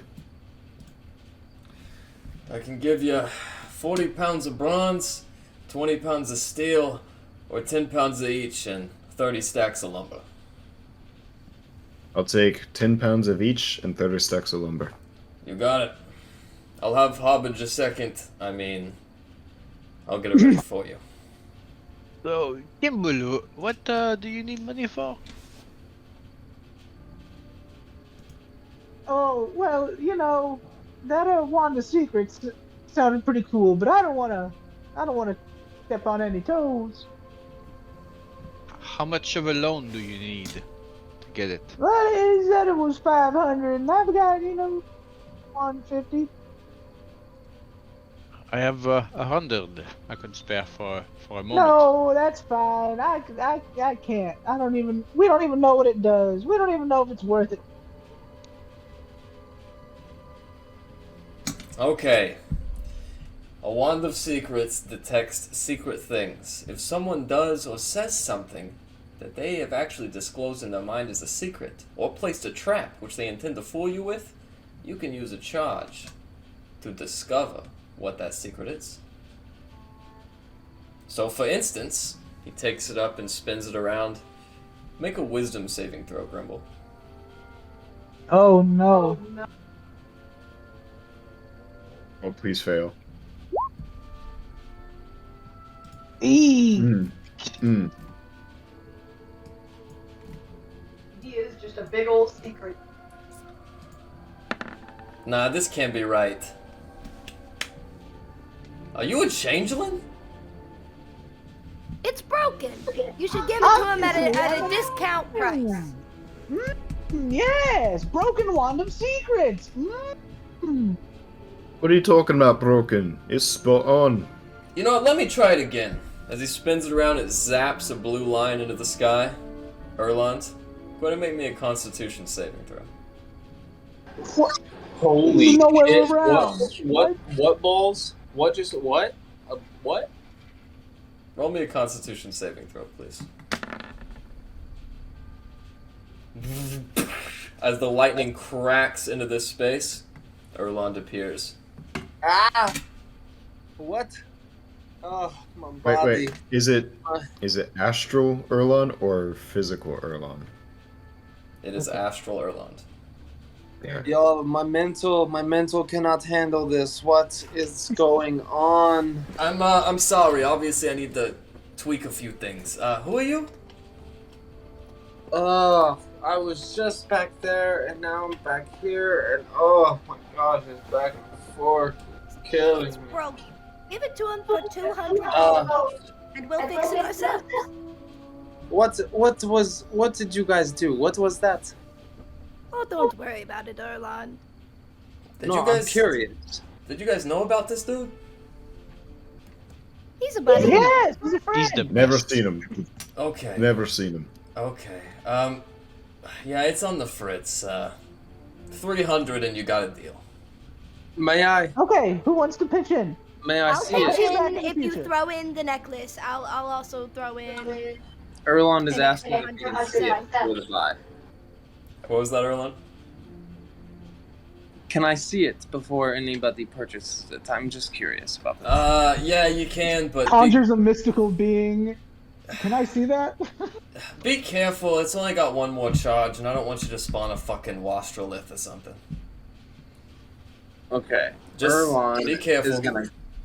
Erlon's gonna grab it and would that be a religion check? Investigation? Arcana. Arcana. Oh god dang it.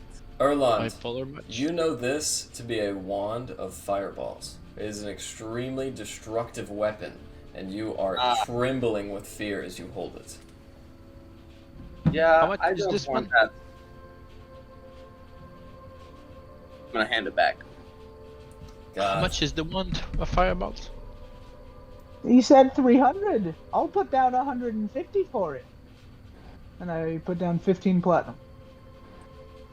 I'll I put think in this is better than 200 secrets. plus the necklace. I'm sorry, that just won't do. I'm already giving you a 200 gold discount for this craziness.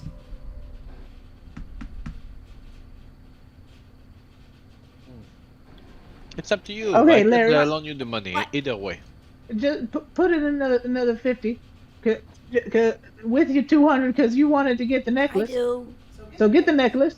I'll owe you 50 gold. You will owe me 50 Yes, gold. Rallis said Plus he's interest. already. Yes, Rallis said he's putting up 100. Okay. So that covers the wand. Okay. Okay, so I give you someone 250. can someone catch me up? What is going on? Where are we now? We're shopping, Erlon. Have you guys even started the journey? We're about to. We're shopping. Alright, so let me get this straight. You want to give me 500 gold for the wand and the necklace, correct? Yes. Alright. Well, happy doing business with you. He wraps up the wand in a very slim rectangular case, and he adorns the necklace over you, Larry, as he approaches you. Oh, may I? Yes. As he pins it in the back, you feel a magical rejuvenation swirl through you, as you guys both have your magical items. Now what? Sorry, you're gonna What have does to the wait. wand look like? The wand is a very well spun, bright timber wood, and on the bottom it has a jingle bell. No. Now, I'm sorry, gonna put that but in my back pocket.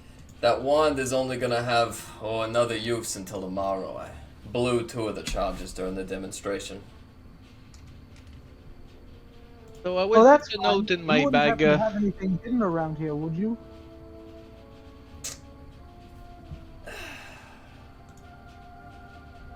What is And your, use the last card. what is your spell save DC?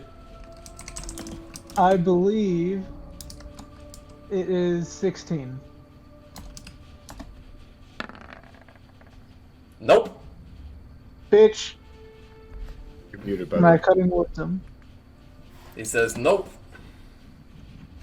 Sure don't. So I'm gonna take a paper, any kind of paper, not too far, and I'm gonna write down a note. I'll put it in my pocket, which is gonna say 100 gold loan to Red plus Still be. Song of Love for interest. Oh, you want a fucking love song? Yes, we have time. Oh, yes. Fine, I guess. Larry's gonna do the lyrics, and Larry's gonna do the lyrics? well, she has a good eye, and you know. we'll You're be fine. killing me with this one. It's a long-term project. I can't wait. You know I have a way with words. She's a creator. She likes to create beautiful Okay, things. fine. It's worth it, I guess. One day. You all get to torture me with.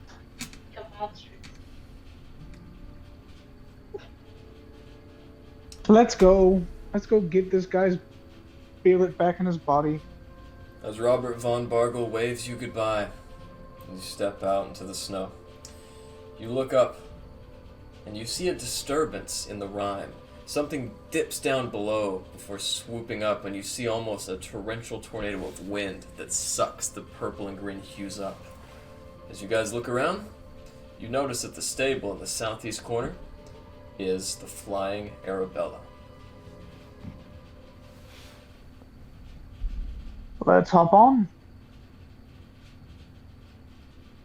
As you make your way there, Elrond, make me an animal handling check.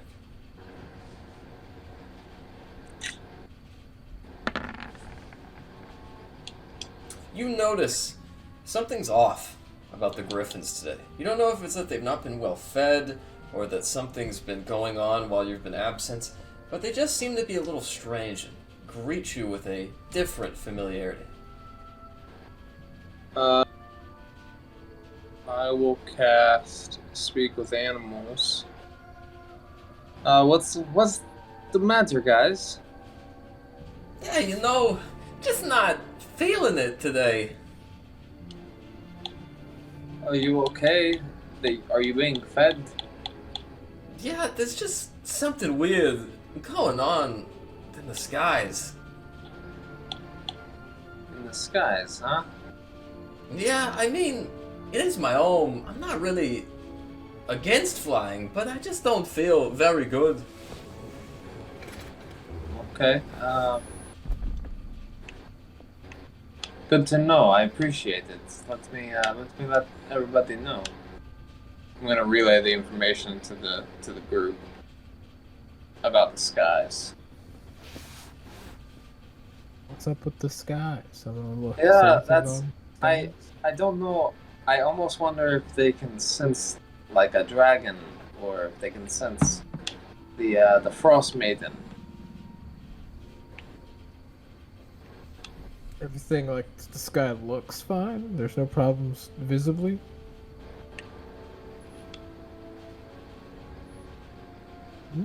Garrett. What was that? I'm saying, like, does the sky, like, it looks fine? Like, there's nothing that seems out of place, like, if I were to look at the sky? No, when you look at the sky, it seems to be a normal rime-covered Icewind Dale. I don't know. I've got nothing for you. Do you think we should listen to the creatures? I believe so, considering, you know, our lives are in their hands. That is a good. Well, I think we should get to the Dwarven Valley and get this guy back in his body. Well, you see, I was back in my body until a little strike in the sky. Yeah, that one was weird. Yeah, I honestly, I was just hanging out, sitting down, you know, relaxing, waiting on you guys. I was eating, having a good meal. It was nice. They were treating me really well. And then all of a sudden, it felt like I got, like, you know, 150 volt to the fucking heart. And whah, there I am. Hi. Yeah, now you've got to, like, do adventurous stuff. Yeah. Yeah, Anyway. no more relaxing for you. Well, you see, I've that was my first like royal experience, and let me tell you, big fan. As you So, guys if we're board, not- go ahead. No, go ahead. Go for it. As you guys board on the flying Arabella now, you see some rummaging around in the satchel on the griffin. Poking its head up is Tiger. Tiger. Oh, Tidy. And you guys see Tiger's a little bit taller now. He's finally taller than Larry, and he's getting along quite well. Erlon's I go gonna to toss him some rash. feed. Well, I I go to actually try don't have to a physical thing, appease- so never mind. I go to appease the Yeti by offering him a snack cake of something I have in my bag. He kind of leans out, make an animal handling check. You were born for this, Rez. He leans out quickly, snatching it from your palm and eating it. Okay, thank he you, just Rez. ate half a Jeffa. Oh no. Oh no. Good lord. Hold on. No. How could you do this? Oh god. Alright. You watch as Tiger looks down at his stomach and something queases. And You're muted. you watch as Tiger looks down at his stomach, something queasy going on inside. He lets out a very deep and audible burp and kind of sits back down in the saddle, waiting for Erlon to take it up.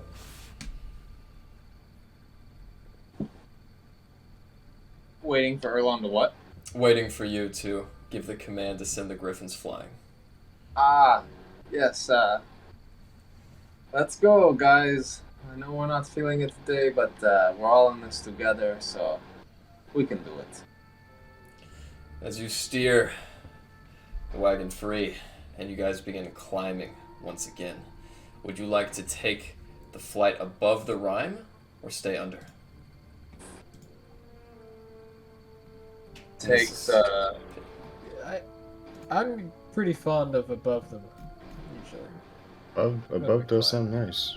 Above is nice.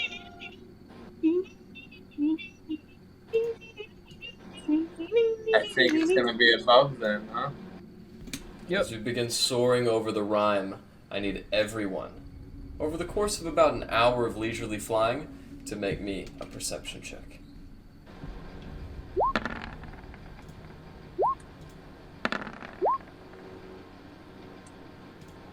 Ooh, nat 20. Let's go. Nat 20. Alright.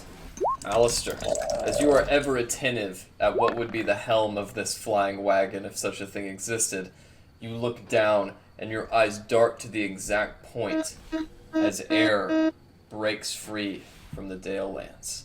As you look through, the rime separates, and above it, 3 flying eagles. White feathers with black beaks and talons fly up and begin approaching the southern side of the wagon. Do I get to see it also, or it has to be net 20? Yes. Rory and Rez see it as well. We got company. Hey, do you think those guys are friendly?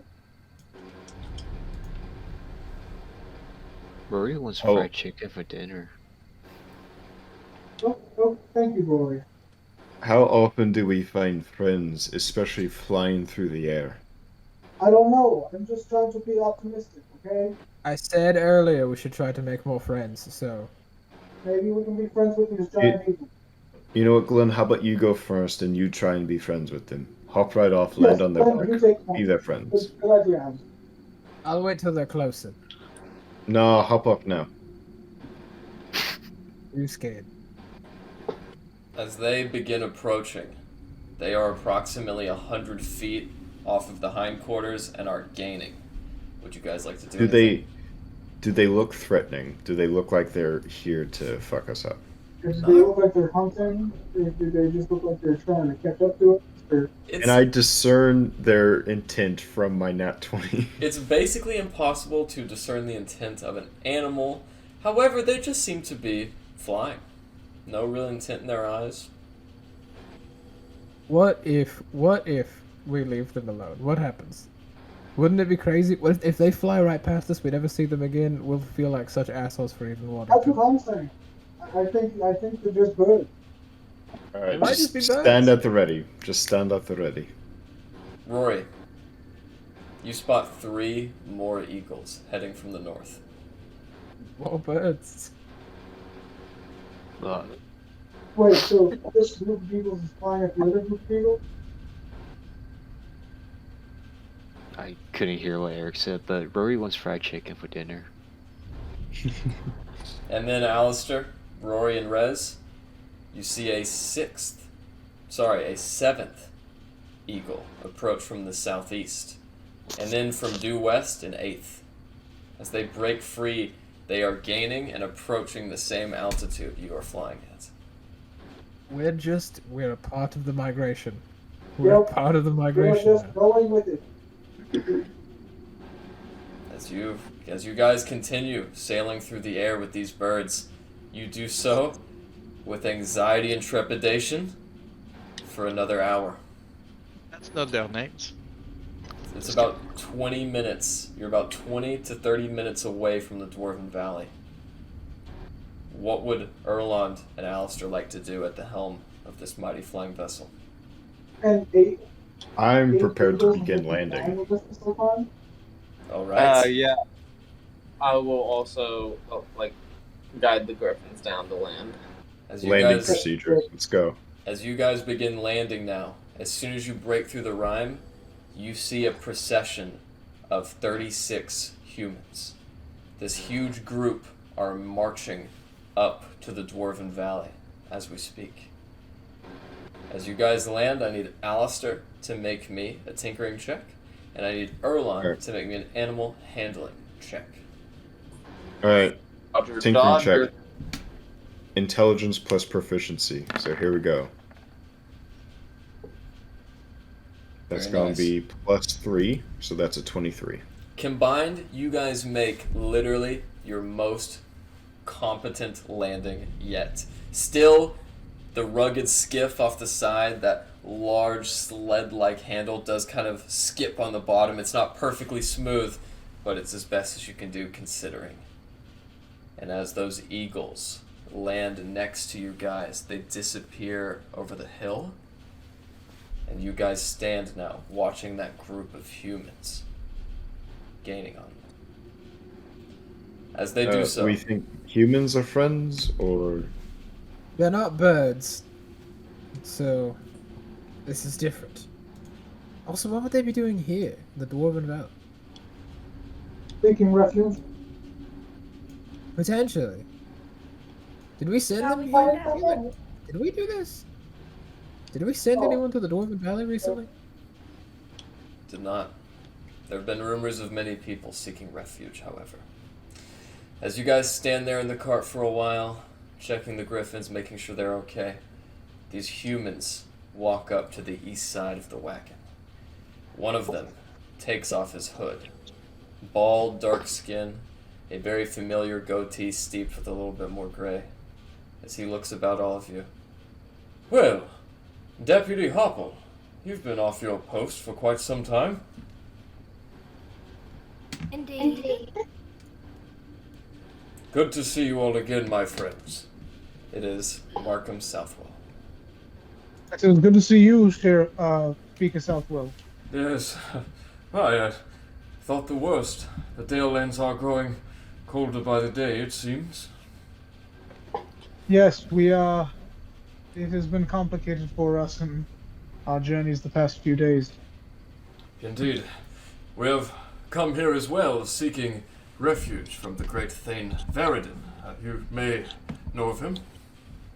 Hey, we're friends. We're real tight, real close. Of a sort.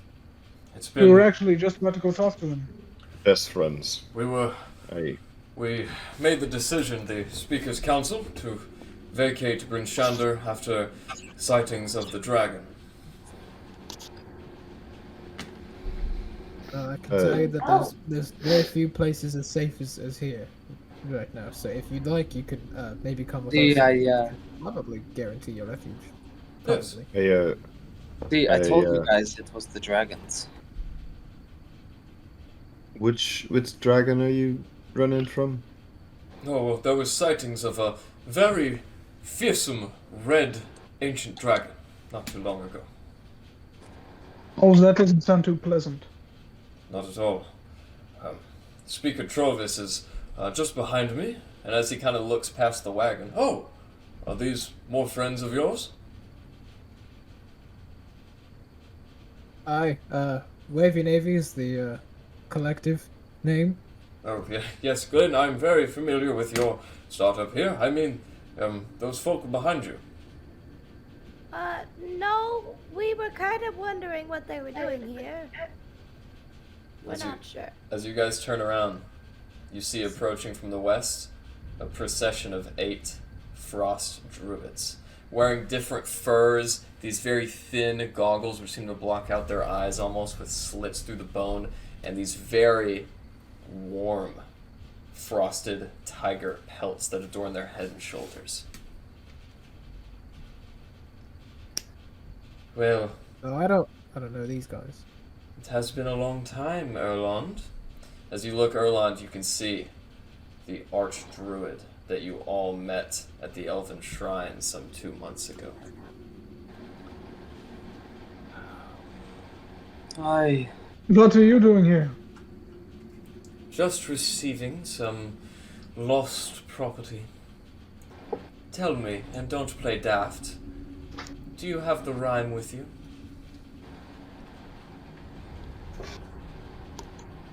I don't know what you're speaking of. And what? Certainly not.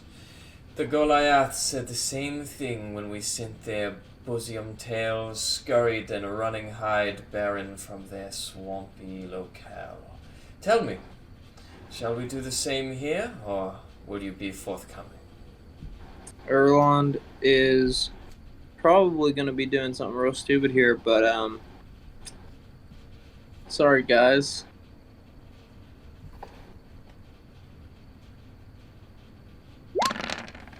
It's rare that Erlong gets to be like the one Oh, with the Oh, intense route code. shit. Holy shit, dude! Everybody, roll for Initiative. initiative. God damn it. Oh, we're doing it. No, that's cool. Oh, it's he had rare this that ready. Erlong kicks Hey, off the fuck scrap. them. We're just outside the Dwarven Valley. I know where. Oh, yeah, where are we? Everybody put your token on the wagon. Quick.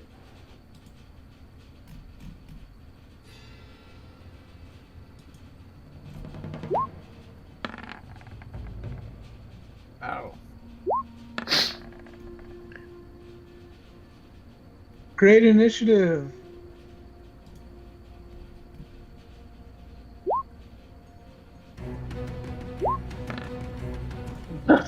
Damn it. That one. I don't deserve this. Don't forget, Glenn, you have to, I think, bonus action activate your sword. I'm not sure though. Yeah, it is. I've got it pulled up here. Look, we're about to fuck all of them up, okay? We got to. We're We fighting do- we do frost have to. druids, We have to. right? That's right. I mean, you can kill the humans if you wish. Mm, We did not get a long rest, correct? You did Only a not. short. yeah, yeah. This is great. This is great. It's a great day. Super fun. Great. Awesome. All right. As I just, Good, good. Rory, what did you roll?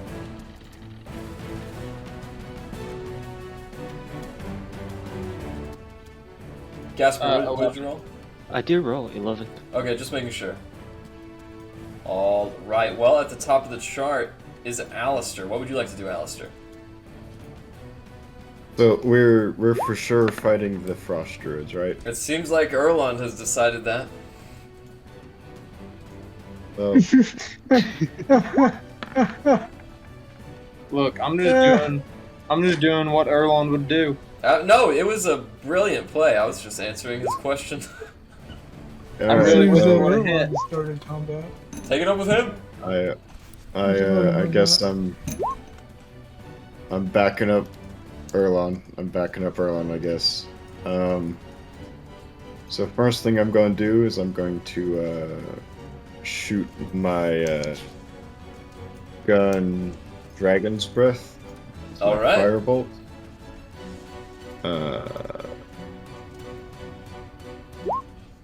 Nice. And who's that directed to? It's going at this guy here. All right. Brilliant. Okay, roll for damage. And the damage is going to have plus 1d8 because it's using my arcane firearm. Woo.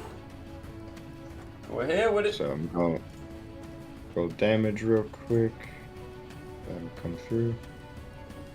All right. As you guys watch Alistair extending his arquebus forward, a gunshot is fired as smoke fills the space, and in front of you, you see a Frostmaiden on her back, clutching her shawled fur coat as blood begins to drain through the white tiger's hair.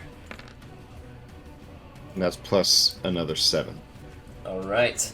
With that, she's blown to the ground with a mighty blast. What else would you like to do? Oh, just, the age-old, old reliable. Give him a Force Ballista. As Force Ballista sounds and Auralos begins squaring up a fireball, that hits. Are you pushing them back? Damn. I'm pushing them back. Alright, already on the ground, she's caught in the side of the ribcage as her body spins like a windmill and ends up near the log. With 16 extra points of damage. I guess for the rest of... To end my turn, I'm just gonna look to Erlond with a look of, I hope you know what the fuck you're doing. And that'll be my turn. Alright, Orlas. As you eye through the trees, you can see a spot right in the center of an abandoned dwarvish campsite. What do you wish to do? I have vision, or is that tree blocking me? Oh no, you have vision. Yeah, you guys can all see. This is an accurate battle map. The dim rime light is illuminating this whole space.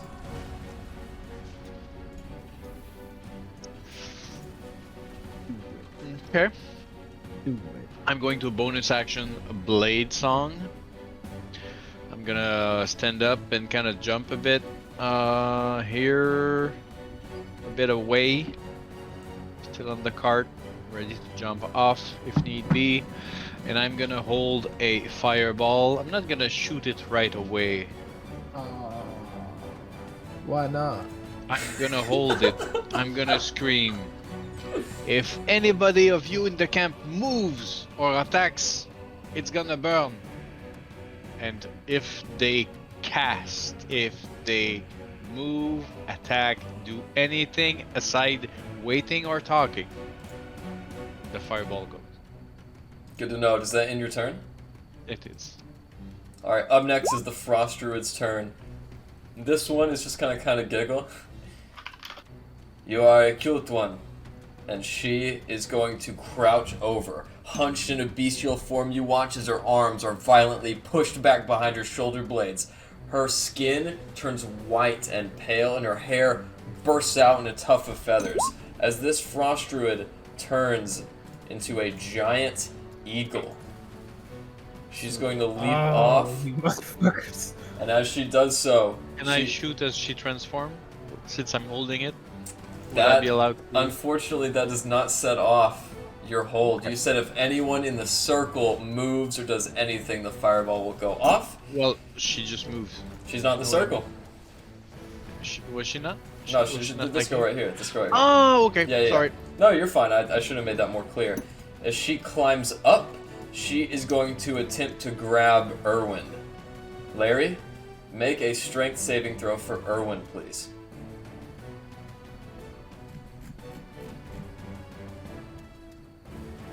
The giant eagle is going to have advantage, which it unfortunately does not need. As the eagle picks up Erwin, it begins flying. It gets 40 feet in the air with Erwin here, holding it by a thread and drops him.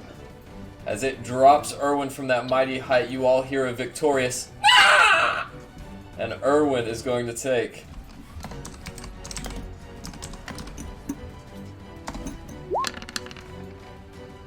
7 points of fall damage as you watch it crash, forming a crater in the ground, and that is going to end the first Frost Druid's turn. As Erwin's new HP, I'll set that for you. The next Frost Druid, this one around the corner, is going to wrap around to you, Erlond. As she does so, she is going to extend a massive cudgel. On the end is a tiger's skull with talons. She brings it up, and as she crashes it down into you, Erlond. That is a 19. Does that hit? It does. Erlond, you take 5 points of piercing damage as your shape begins to imitate the form of a disrupted television as you fade and flicker in and out. She is then going to end her turn. Up next, a Frost Druid in the pack moves.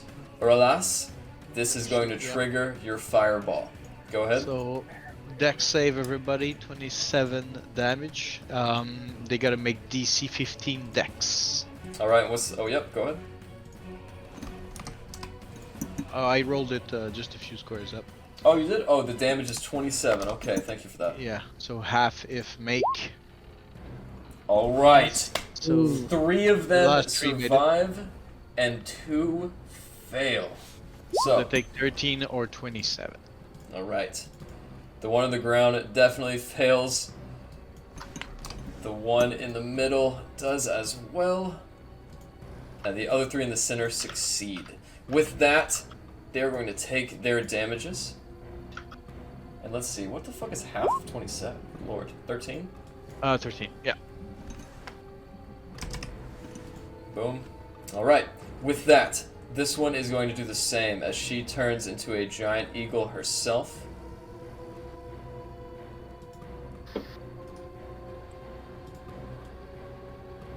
And as she comes out burning on fire, she is going to grab you, Auralas. Auralas, make a strength save. As she flies overhead, Glenn, you get an attack of opportunity. Ooh, I can do acrobatics, absolutely. correct? I That is will correct. take it. Ooh, I haven't put the rapier in there, so I'm gonna have to roll. Oh, All that shit on my own here. we're gonna take the roll, Auralas, but it's actually a strength save because she's trying to contest your strength. So what is your strength modifier? Can I dodge the grapple, you know? Because I think you can use both. Like the one you prefer. Dodge or evade. You know what I mean? Yeah, let me look that up real quick. I think you can do either. Like the person pulling has to do strength, but the person defending can do either. Well, it is a grapple. Let's see here. Yes, you can choose acrobatics. So with that, Oh, she will roll as well. Ooh, also, Garrett, as you're talking, I think I should remind you that with my aura of liberation, anyone within 10 feet of me cannot be grappled or restrained. I don't know if that's what's going on, but if it's either of those things, Oh yeah. they just automatically succeed. Okay, do you have to activate that? No, it's all the time. Okay, they just automatically succeed. So with that, Auralis' talons skim off, and she is trapped amongst all of you. The next Frost Druid is going to drop down 5, 10, 15. As she does so, she's going to look up. As she connects her hands at the wrist, she is going to cast Ice Storm. So, everybody in that radius, which, if I'm not mistaken, is 20 feet. So everyone in That's the as big as cart, fireball. everyone in the cart, make me a dexterity save. What if I have the ring on? You will take half damage. I'm glad that now, so we're rolling all of our natural 20s. Let's and go, starting a Glenn. fucking saving throw. Nice. Awesome. Dexterity save. Super cool. That's right. And you have resistance on frost damage as well, Alistair.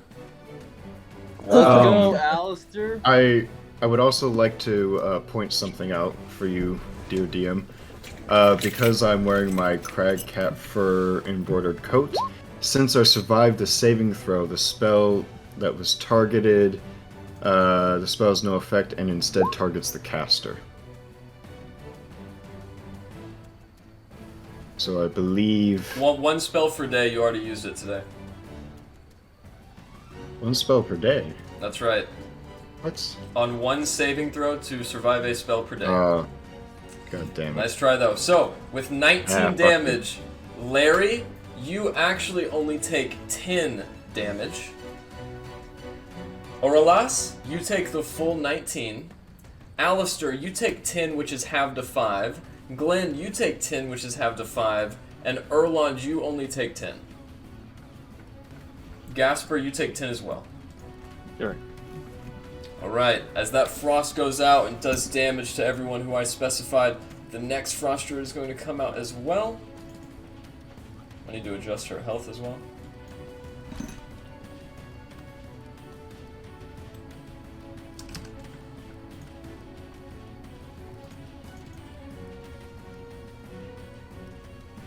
Whew. Sorry guys, having some issues with Roll20 tonight. DM, question for you. Go ahead. Considering I'm technically fully in my starry form, do I have to activate that? Yeah, unfortunately you do. It still works the same way. Okay. With this, she's going to come in and cast Moonbeam in the center of the pack. Right as that ice storm begins destroying, a Moonbeam is going to strike down from the heavens. So...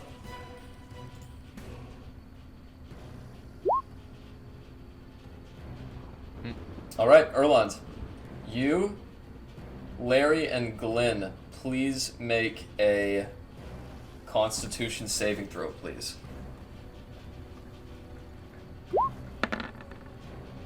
These Constitution saves, man, they're getting me.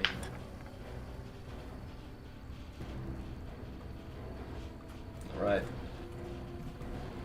Okay, the three of you take 16 points of radiant damage as this frost druid begins concentrating. This one, of course, is hurt in the middle of the pack, and with that, their turns are over. Elrond, it is now your turn. I'm unconscious. Alright, roll me a death saving throw / GM roll.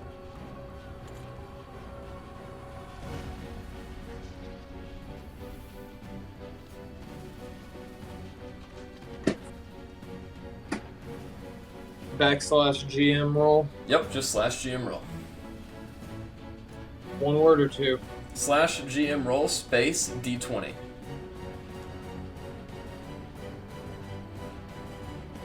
Alright, thank you for that. Rory, it is now your turn. What would you like to do? You have a massive white eagle clawing at Auril behind you, and in front of you are 3 druids. The druids look pretty healthy at this moment. Oh yeah. And I want fried chicken for dinner. Let's see. Can I use my main weapon and offhand weapon at the same time? You cannot. You don't have 2-weapon fighting. If you did, it would just be his bonus action anyways. Ooh. Guardian, spirit guardian. Spirit what? You can cast Guardian. Yeah, or divine weapon. You could cast either of those. Do you not remember I have the divine weapon spell? You do. You've used it in the past. I think it's called spiritual weapon actually. Yeah, it's a spiritual weapon, but when I cast it, it's gonna take my bonus out. It'll be only able to attack on a bonus point. That's bonus right. Round, goddamn. That's right, but it's still your bonus action, so you could attack with your main action, then use your bonus action to cast spiritual weapon if you wish.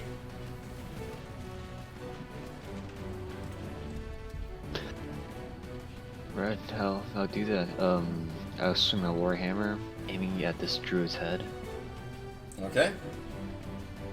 Attempt to knock her out. Alright, are you throwing it, or are you gonna run up and hit her?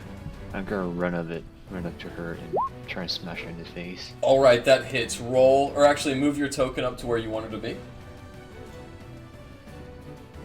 Well done. Alright, as you do that, you are going to activate the opportunity attack of the eagle. So, as you run outside of the eagle's radius, the eagle is going to get an attack of opportunity. As it bites you with its talons, does 12 hit, Rory? Nope. Alright, as you skim under the talons narrowly and run out, you bonk the druid on the head. Go ahead and roll for damage. Alright. A nice whelp there. Now you still have your bonus action. Was that enough of strength to like knock her out? Unfortunately not. Alright, I'm gonna throw my spiritual weapon, another warhammer. Alright, as you conjure the spiritual warhammer, I'm just gonna copy your token and make a little small Rory, just so we know what it is. Alright, there's tiny Rory for you. And it's gonna stay right there. Does that look good? Yeah. Alright, next up is Markham Southwell's turn. As he looks out, Elrond! He's gonna run forward. As it gets to right here, he is going to make an attack on that druid that's closest to him. As he brings out his heavy crossbow, he is going to strike.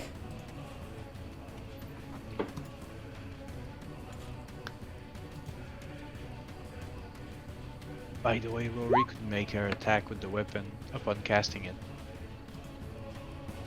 No. And you can upcast it, just saying. No, when it's the most spiritual weapon, that takes an action. It takes one bonus action. You create a floating spiritual weapon in range. When you cast the spell, you can make a melee attack with it. So go ahead, Roy, if you wish. Sure. Then you Another can use one a higher spell slot.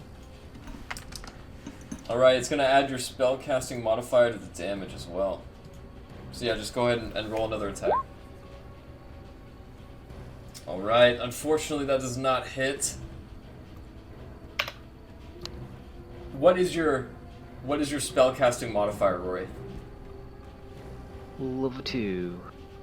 Oh yeah, I see it's already added. Yeah, unfortunately it's just too low of a roll. But as Markham Southwell looses a bolt, it strikes the Frost Druid in the chest. As she staggers back a little bit, Larry, it is now your turn. Oh goodness, okay. I'm bonus action. I'm gonna have Erwin repair himself. Alright, go ahead and roll. So let's do, what is that, 2d8? Yep. Alright, so with that, he gains 11 health points back. So his new HP should be at 22. Okay, and then I'm going to... I'm gonna take a hammer swing at this guy, which should be at advantage. Yeah, that's right. Well, that didn't matter. Unfortunately, Larry, as you ride up and strike, are you throwing it? Yeah. Yeah, it just misses, and then comes back to you. Yeah, okay. Well, screw that guy. Let's try this one that hurt my baby. We'll take a toss at that one. Alright, now the eagle is 30 feet in the air, but you have more than enough range. And as you throw it, it bonks it on the head. So that's... Screw you! That's 14 bludgeoning damage in total. As that strikes onto the creature, it immediately, well, it already has let go, tumbles to the ground. Okay. That ends my turn then. Alright. Rez, it is now your turn. What would you like to do? I am going to cast Charm Person at 3rd level. I'm going to target the Archdruid, this Frost Druid, and this Frost Druid. DC of 16. Alright. Wisdom saving.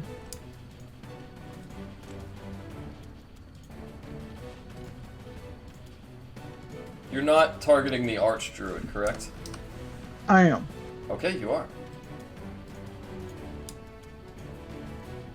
Can you mark which 3 again? I apologize. The Archdruid, this one, and this one. Alright, thank you for that.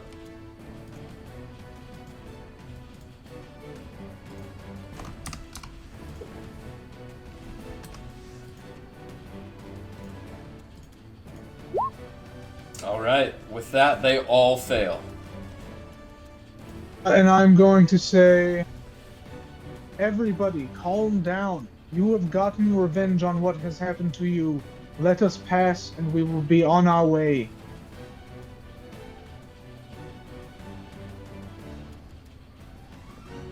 And that'll be my turn.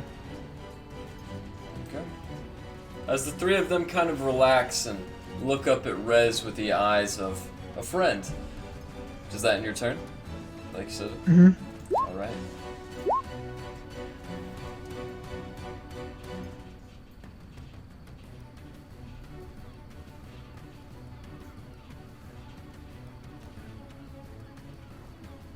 Okay. Up next is the Archdruid's turn. She's gonna wheel back, and as she runs 5, 10, 15, making sure to avoid her new friend, she's gonna run up right here.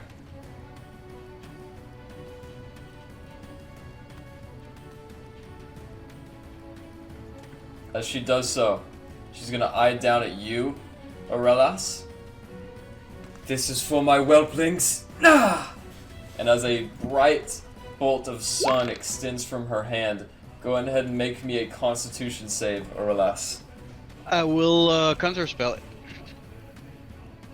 Easy enough. As you counterspell that, and the sun generating in her hand breaks out, she looks at her hand and is going to end her turn, turning into a giant eagle herself. As So her my spell did nothing.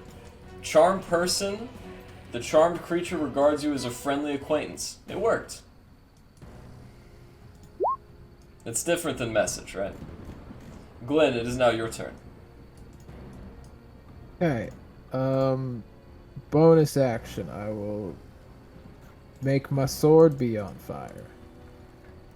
And then I am going to... I suppose if we're still getting attacked, not much is different. So I'm gonna leap off the cart and put myself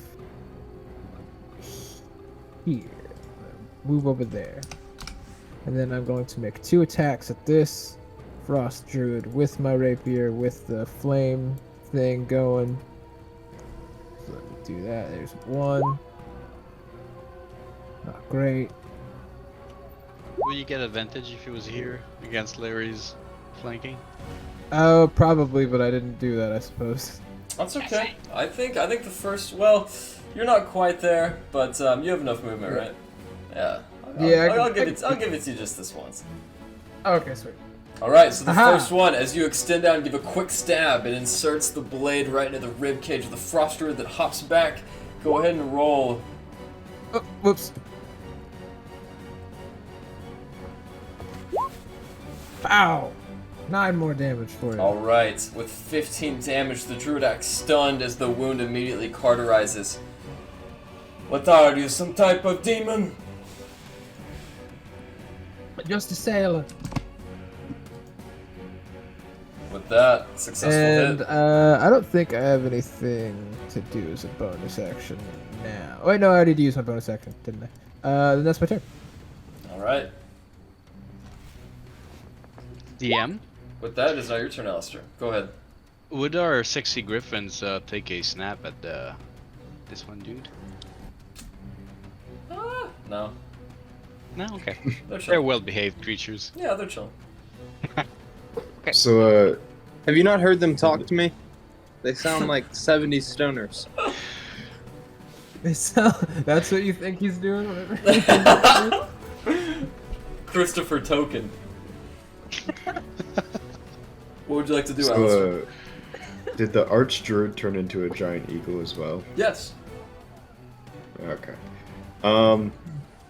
I'm going to do what I did last time, and I'm going to shoot this wounded Frost Druid over here with a firebolt from my arcane weapon. That hits. Okay. Then there'll be 1d8 to add to that. As you watch the bullet fly out and turn into a firebolt midair, it strikes her into the crown of the head and burns her scalp off. As her brain is exposed, it explodes in a congested conflagration, and she dies. Oh yeah. Well done. Alright, then this giant eagle that's giving my friend Aurelis a hard time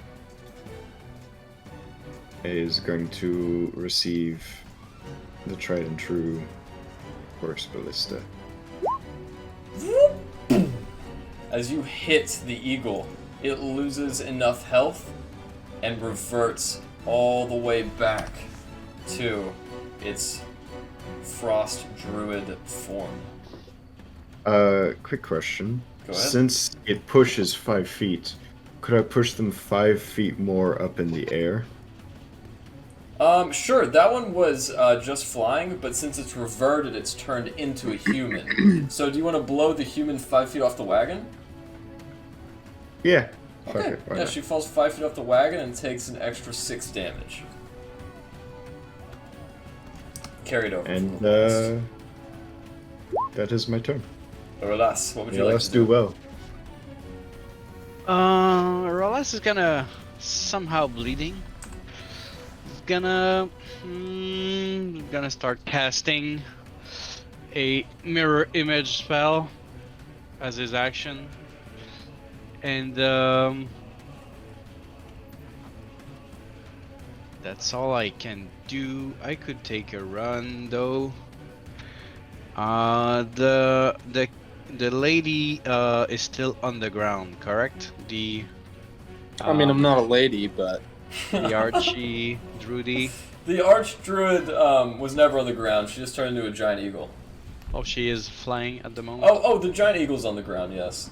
Yeah. But I have those two in my face.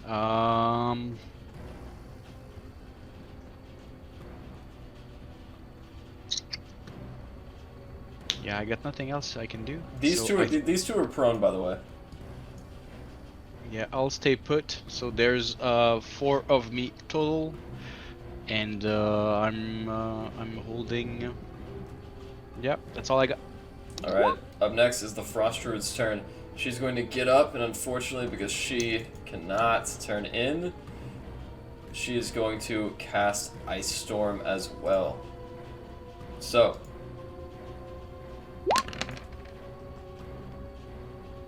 I need a dexterity save from Aralas, Rez, Alistair, Larry, and Rory.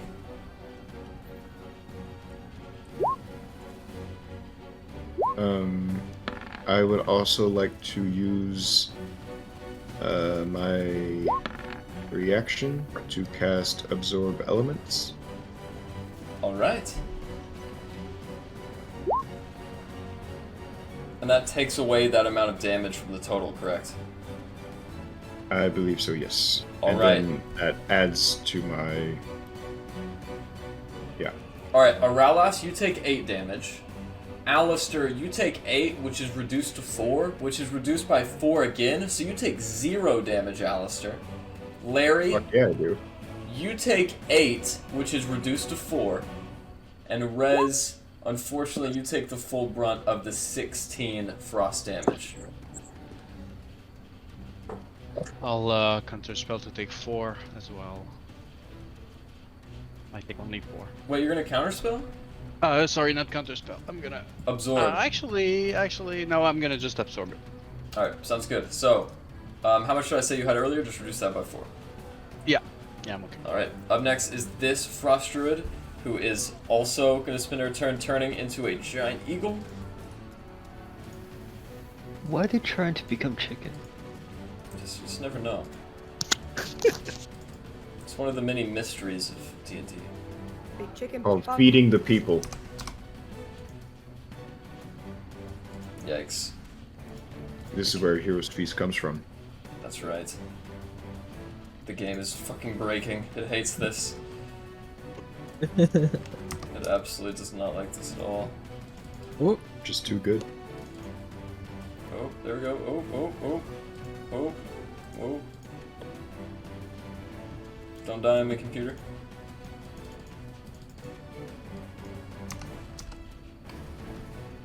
Oh. I would hope your computer isn't running on batteries. Not anymore. 5, 10, 15, Yeah, now 20, he's got 25, some 30, pedals down on the bottom that he 25, 40. constantly. 45. I mean, right here. I'm just saying, like, I'm on a laptop right now, but at least I got my charger out. And with that, I'm ready. this Frost Druid, a little bit upset, is going to stand up using half of her movement, and seeing mean old Mr. Aurelius, she is going to cast Moonbeam. So, That's con, correct? that's right. Aurelius and Alistair, please roll me a Constitution saving throw. Oh. You're all gonna die. Both of you take 8 points of something radiant damage. Elrond, it is now your turn. You know what to do. Back at it with the white bands.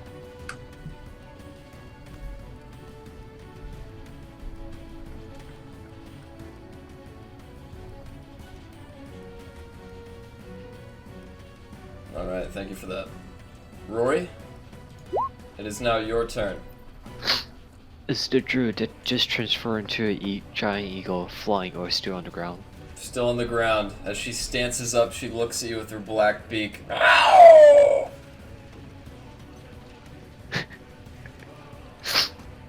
I'm gonna grab her beak closer to my face and jab my javelin through her eyes. Like goes in one side, came out the other side. Dang, he's just straight murking that bitch. Alright, Doesn't matter what he rolls, he's murdering him. attack with your javelin. He don't give a roll to kill. fuck. He What said, do I need to "Fuck roll your to plans, Garrett. Alright. These are mine." That's at advantage, so go ahead with your attack. That did hit, roll for damage. Alright, 7 points of piercing onto the giant eagle, which recoils slightly before as one of its eyeballs falls out of the side. Nice. Does it cost disability to the eagle? Nope, You have your bonus action as well for the weapon. that's right.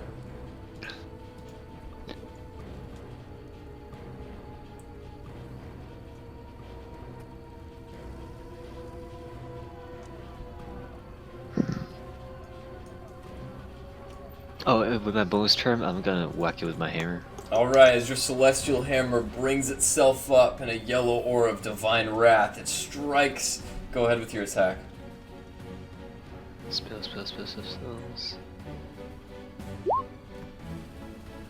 Alright, with advantage, that hits. Roll for damage. Level 2.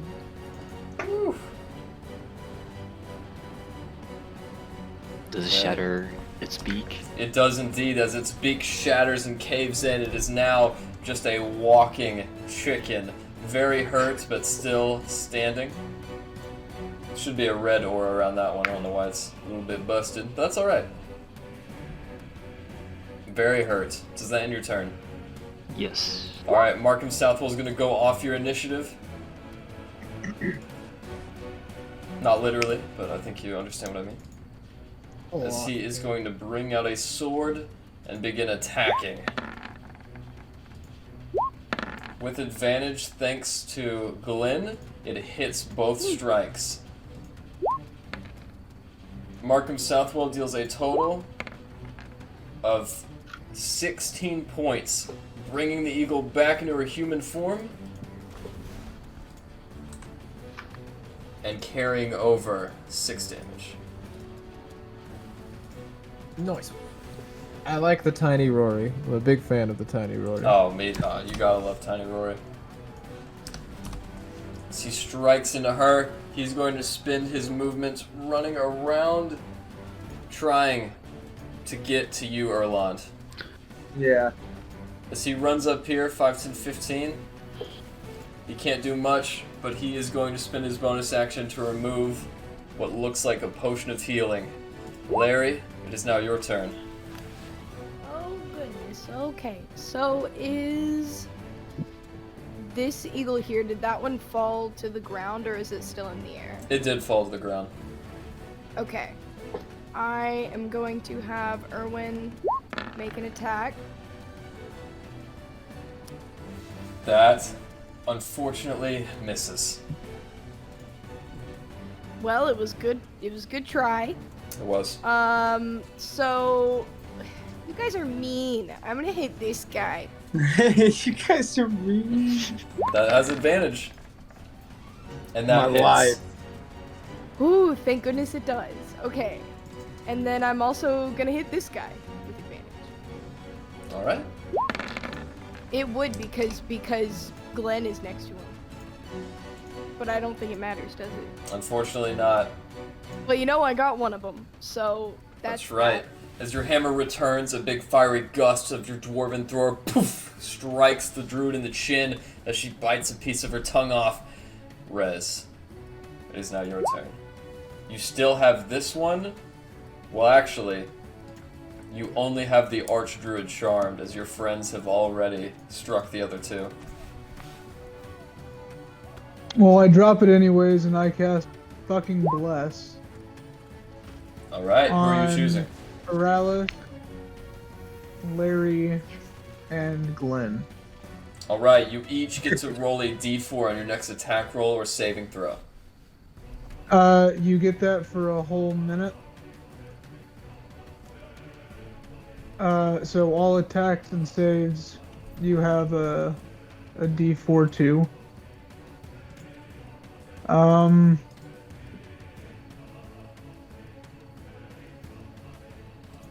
And then I am going to. Fuck! I don't have the spell slots for that. Never mind. Can I crouch down so I've got like half cover or something like that? Sure, if you want to get prone, I would say you could even have full cover. Yeah, I'll get prone. Alright, as you get prone in the wagon, waiting your turn, it is now the Archdruid's turn as she is in the form of her giant eagle. Erlon's gonna be whispering from his deathbed down there. I'm sorry, guys. As the giant eagle flies down, it is going to swoop around and try to pick up you, Larry. Make me a strength saving throw. Add a she's D4 to within- it. She's within 10 feet of me. She can't be grappled or restrained. That's right. Yeah.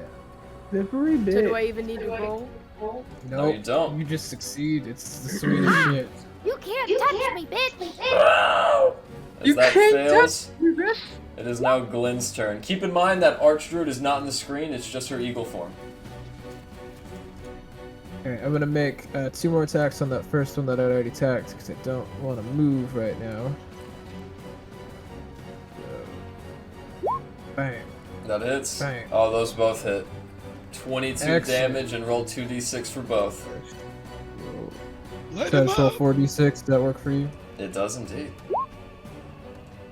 Bang! Glenn, as you stab quickly twice over your shield, how do you want to do this? Ooh, that's a great question.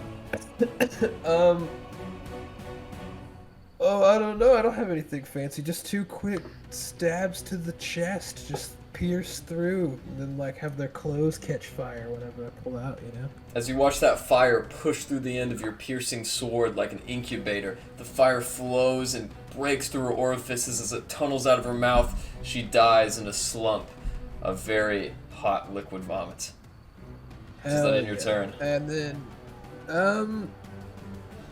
no, I'm willing to. Well, I can stay within. I want to get. Shit, just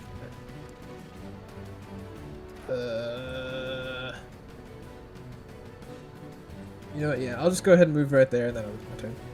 Alright. Up next, Alistair Davies, what would you like to do?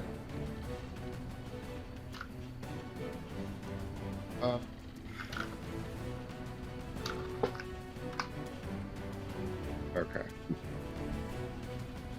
I'm going to move back here And I'm going to do a little cure wounds on Erlon. Alright. Erlond, Your breath 10 points. returns to your lungs as you gain 10 hit points.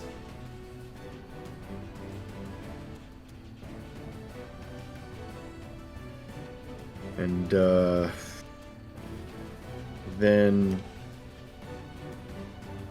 I will bonus action Horse Ballista the Archdruid Eagle. Right.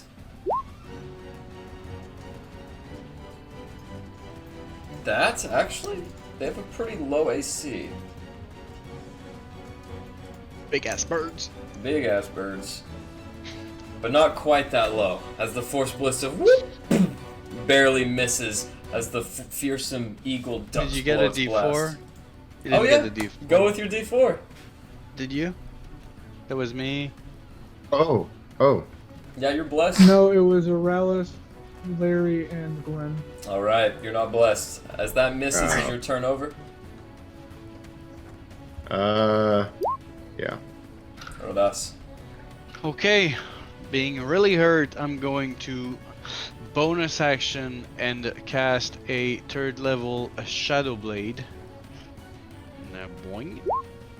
And I'm going to fucking Green Flame Blade cantrip attack the lady here, and I'm gonna burn with my off attack the guy on the right.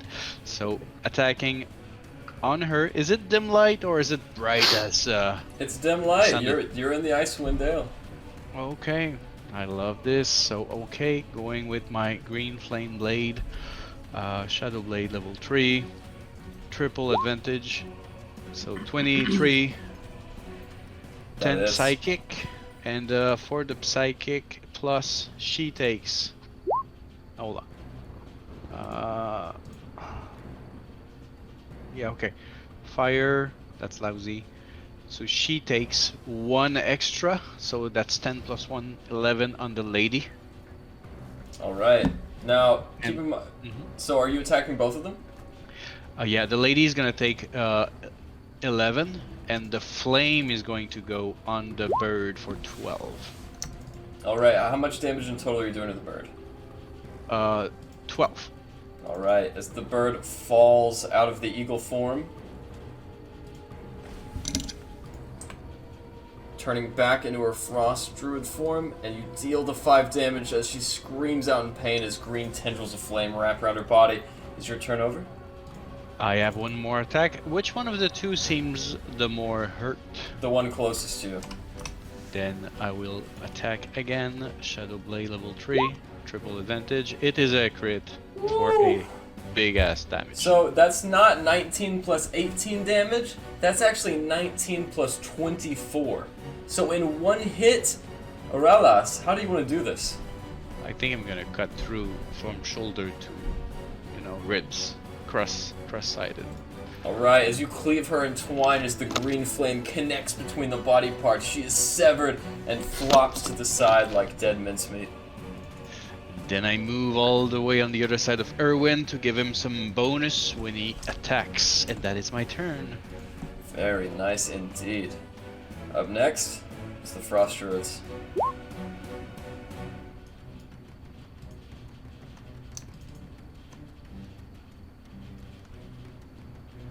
So, looking back at the group, she is going to cast Wind Wall between the two of you. So, this 50-foot long, 15-foot high wall separates all of you from Aurelas, and as it breaks through, Rez, I need you to roll me a strength saving throw. Rez, as you plant your feet, the wind is not nearly strong enough to break you free from your parapet inside of the wooden wagon. You hold your own as wind deafens you from all sides. You take no damage. Up next, this druid in between you, Rory. It turns back to druid form, right? Yes, that is correct. She is going to Sucks. cast pass without a trick. Oh, no. Moonbeam. As she casts it on both you, and Erwin's not quite close enough, so this is just you. I need you, Rory, to roll me a Constitution saving throw. Oh, this better. I'm like dead on in front of her face. All right, Rory, you take. That's the saddest damage I've seen. Yeah, that was pretty bad. Rory, you take 7 points of radiant damage. What? Just 7? Just 7. Oh, okay. Wow. The next Frost Druid is going to do the same thing with Windwall. She tries to cut you off from your party, making a triangle around the wagon. So, Glenn, I need you to roll me a strength saving throw as well. Absolutely.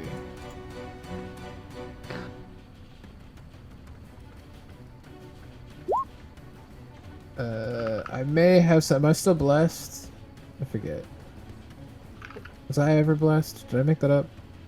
You were blessed indeed, but Yeah, you're blessed. yeah. You So have a roll a Yeah. d4.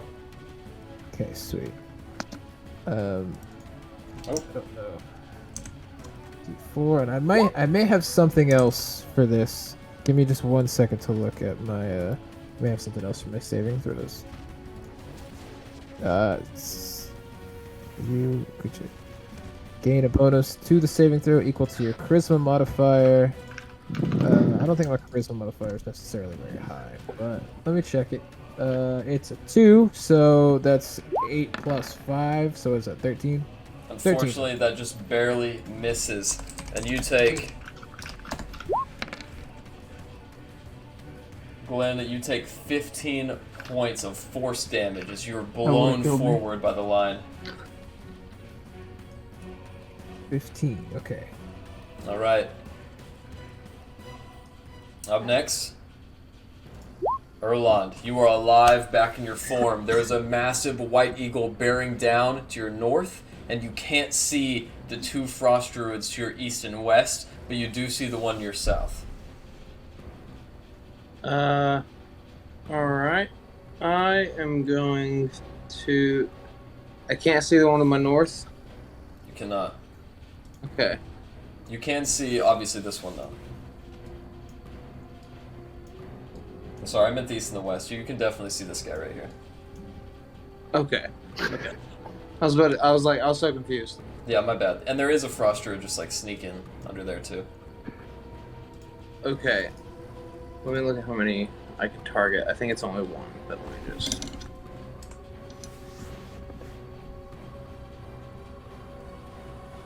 Yeah, just a creature. Okay. On the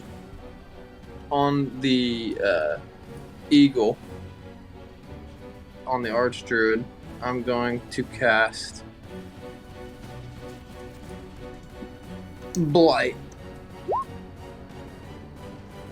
Alright, is that on the frost druid or the white eagle? On the white eagle. Alright. Actually, the frost druid. Okay. Because it'll kill the frost druid if it hits. The white eagle will go back to the other form. But the damage carries over. A drain hit point. Yeah. Oh, the damage does? Yep. Yeah. Oh, then the eagle.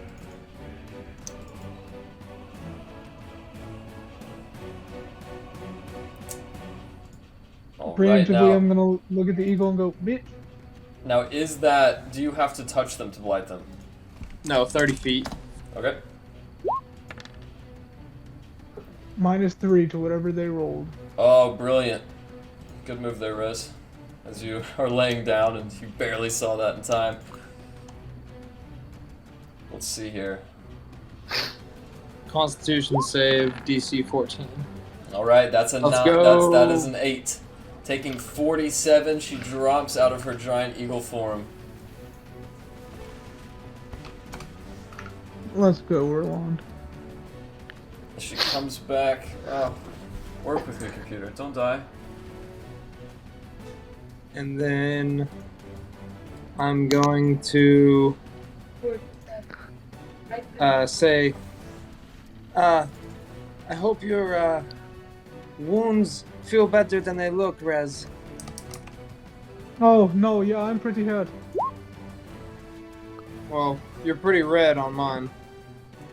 Yeah, I'm in a lot of pain. Yeah, six healing points for you. That was that's the my word. turn. I bet you're pretty hurt. A brilliant turn. And it is now Rory's turn. Well, Destroyer is still alive. So if I cast a guiding bolt, does it take an action to like cast and then attack? It would take an action to cast the bolt and then a bonus action for your weapon to attack. But keep in mind, since you're so close and it takes a while to cast, you'd have disadvantage. Okay. But you could walk away. If you get like 5 feet away, you could cast it without disadvantage. But then you might incur an opportunity attack, so keep that in mind. I'm gonna whack her with my Morningstar. Sounds good as you bring back your spiked mace. Oh, that hits. As the prongs bury their way in her face, you peel it away and leave away what looks like a big block of cheddar cheese. That's her chin as blood begins pouring out. What else would you like to do? Also, follow up my spiritual weapon. Alright. This is how That is a natural 20. So go ahead and roll damage. That might be your first critical attack of the game. Probably. So that is Yeah, not 10 actually, it plus is. 8.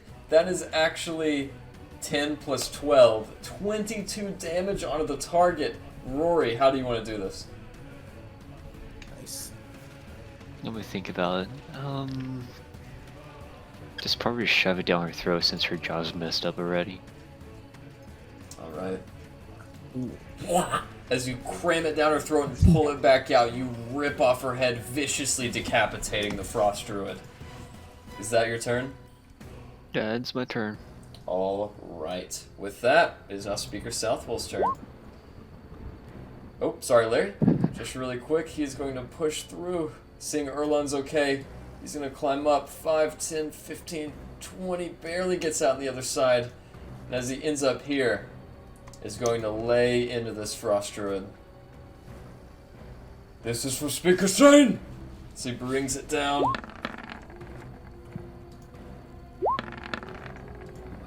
He does manage to hit once, dealing 11 damage to the Frost Druid. And Larry, it is now your turn.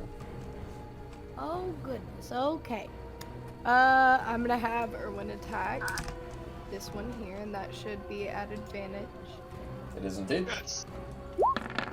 Let's see if it works this time. Yes. Oh my god. Yes. Let's go, Erwin. With Erwin's new improvements from the Gnomish City, he brings up his blade and severs through this druid like butter. So again, that's not...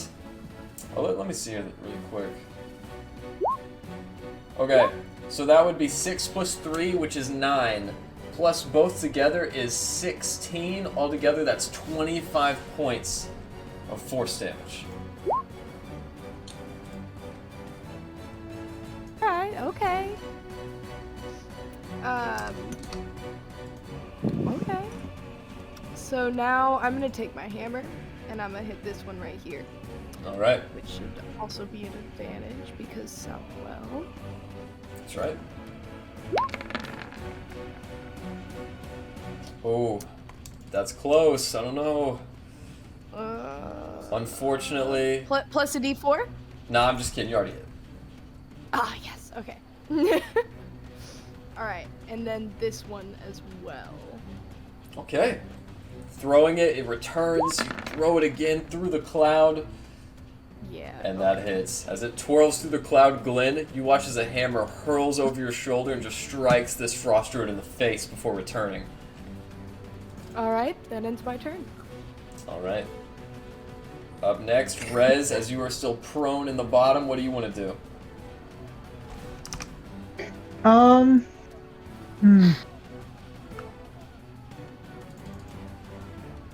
I think I will.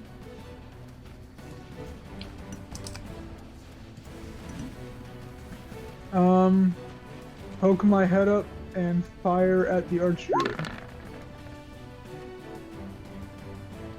Alright. I forgot, by the way, I need to make con saves. Just really quick.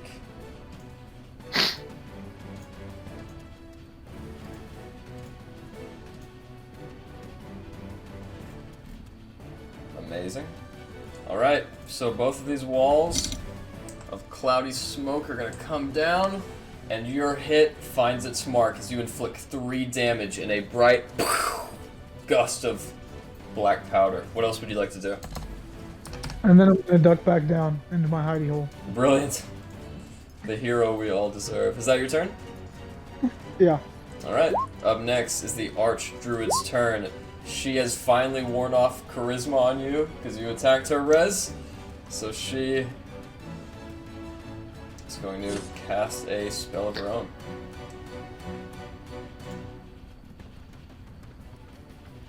As you begin seeing her pulling her hands up in the air, she unleashes them.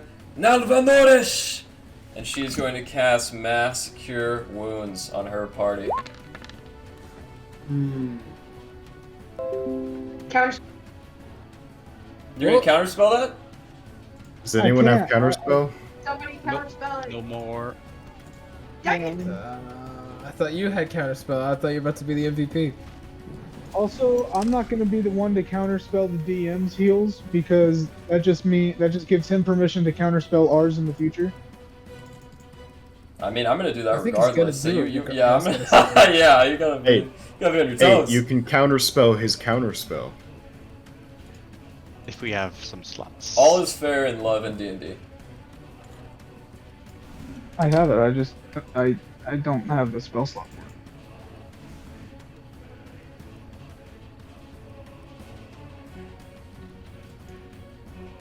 it. All right, the slowest thing I've ever done, giving all of these people health. As their health goes up, that druid is still down, and she is going to retreat 5, 10, 15, 20 feet behind Speaker Southwell, as it is now Glenn's turn. Do we get an opportunity attack? Nah, she wasn't close enough. Okay, 2 attacks on the Frost Druid next to me. They both hit. Sweet. Roll 46. Awesome. Will do. Let's go. Okay, so what does that come out to? 28. 26. 28. 28? Yeah, 28. You're right. Well done. And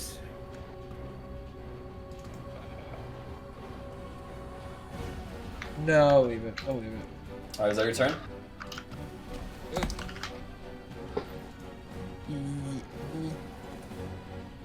Let me look at one thing before I commit to that. Yeah, that's my turn. Alright. Up next, Alistair, what would you like to do? Alright. I would like to start by casting Shatter somewhere about over here so it hits the Archdruid and this Frost Druid, but not Southwell or Glen. Alright. Is that a con save? That is con 15. Nice. I need to change my name from let me look that up to let me remember it off the top of my fucking head. Alright.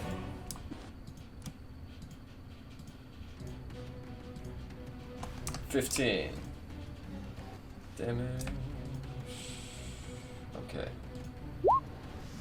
With that, one succeeds being the Archdruid, and the other one takes 9 points of thunder damage as she's racked with screams coming from inside and holds her hands up to block her bleeding ears. And then I'm sure you know what is coming next. But it's going to be on this Frost Druid here. Alright.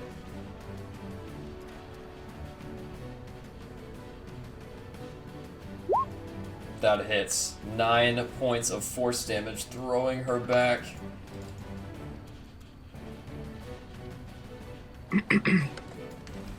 Is that your turn? Yes. Alright, Aurelas. I believe it is your turn. Yes, I will attack this one between me and Erwin with a booming blade. First attack, triple advantage. Only the 25 will count for 12 psychic. Alright, that hits. Keep in mind, though, you have advantage with flanking. Yeah, but I still have plenty. That's right. So that's gonna hit for 12 psychic, and booming blade is going to trigger. She takes 4 more, so it's a total of 12 plus 4. Very nice indeed. If she moves, it's gonna be a 6. Is she still alive? She is indeed. She got healed last round. Okay, and I'm gonna just hit her again, I guess. She needs to end. So another attack for 17 psychic. That hits. And if she moves, she takes 6 more. Alright, massive waves of thunder as you guys hear huge gusts and slashing sounds from behind the wagon. Is that your turn? It does. Alright, up next is the Frost Druid's turn. Not many of them left. However, this one is going to ease out, not away from you, Glenn, but just easing right between you, still within your melee range. Okay. And she is going to cast Sleet Storm. Ooh. With that, in a 40-foot radius, a huge cylinder of ice flows up around you guys now. I need everyone except Auralas to roll me a dexterity saving throw.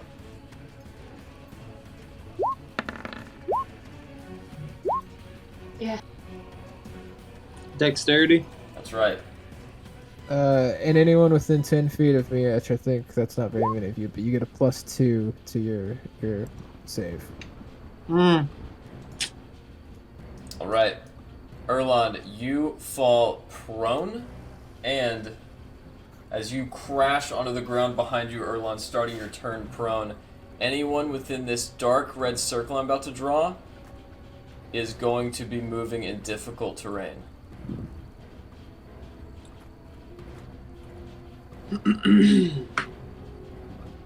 Alright.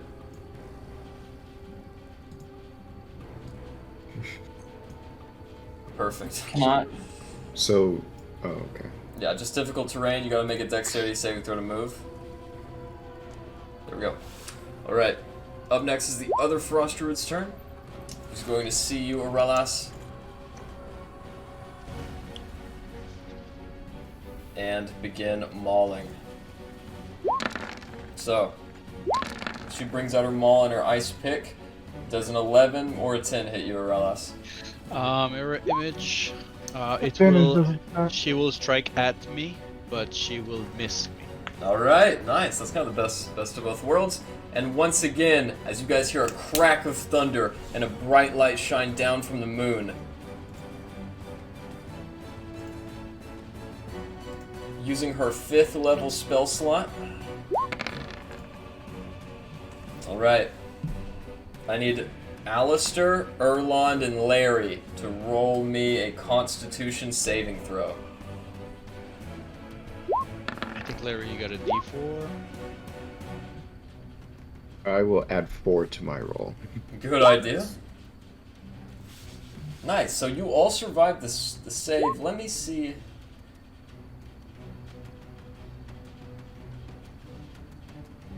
Alright, half as much. So, since you all saved, you all take 12 points of radiant damage. I'm out. I'm gonna die. Well, not yet, but close. Oh shit. Alistair's not doing fantastic. And with Yeah, that, Erlong's dead. Erlond, roll me a D20 saving throw once again. Man, I was so close. I was so close. Starting prone and getting your ass dropped, that's no good. As you guys watch Rory, ice that's flowing very around fine. you. Yeah, Rory, you do have a lot of heals. Thank you for that, Erlond. Rory, it is now your turn. What do you want to do? Well, I'm going to cast heals since someone's asking for help. Got it. I think we're all asking for help right now. Yeah. Please, please, please. Your this mom is Getting asking any, for help. but is- Alright. Got him. So, Walking. your healing spells include Spare the Dying, Prayer of Spare the Healing, Prayer of healing takes 10 minutes, though. that is right. Well, is that only druid left? Just 2 more druids. 3 There more. are quite a bit of enemies left. Yeah, it might be a good time. Oh shoot, I have to read this again. Prayer of Healing. Yeah, that takes 10 minutes to cast, unfortunately. That's good to do, like, between combat. How about...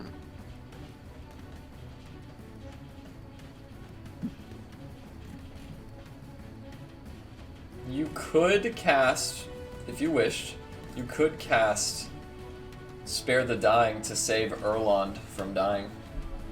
Yes, I'm thinking of that, and then on my bonus action, I'm gonna start casting the Prayer of Healers without a Word of Healer. It would take a very long time. Very long.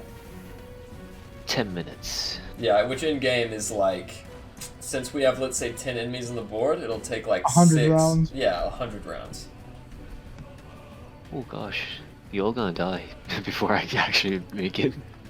What happened Yeah. to all? Do you not have, like, Yeah, what are you a like, cleric cure for? wounds or Nope. mass healing? Yeah, what wounds? else do you Nope. have? Well, Prayer of Healing is like, I can heal 6 people at once. Well, what Over else 10 you minutes. Yeah, but got? that's Because 10 you minutes. can't. I It's 10 mean, minutes, yeah. we need that instant healing in Mass combat, healing, man. healing. Dying word. would be the most useful Hey, right now hey, for hey. Erlond, 'cause he Oh, wouldn't have shit, to roll I death think. Go saves. easy on my boy over. Hey, go easy on my boy, okay? Go easy on my boy over here.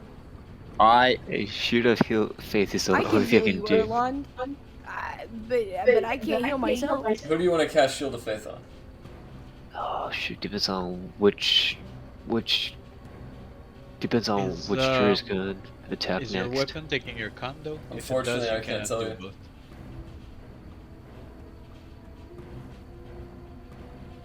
Oh, it's a spiritual weapon. No wait. Oh, so much conflict. How about false life? Oh, that's for myself. Aid is one amazing spell. It heals and boosts.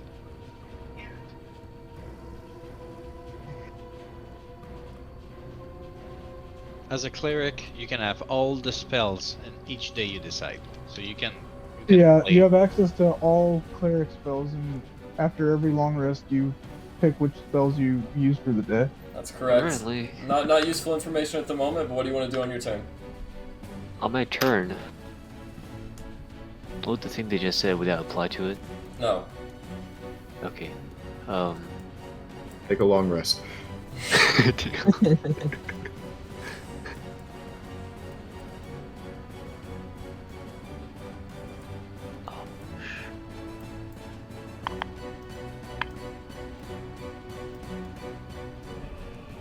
Well, one of you gonna die.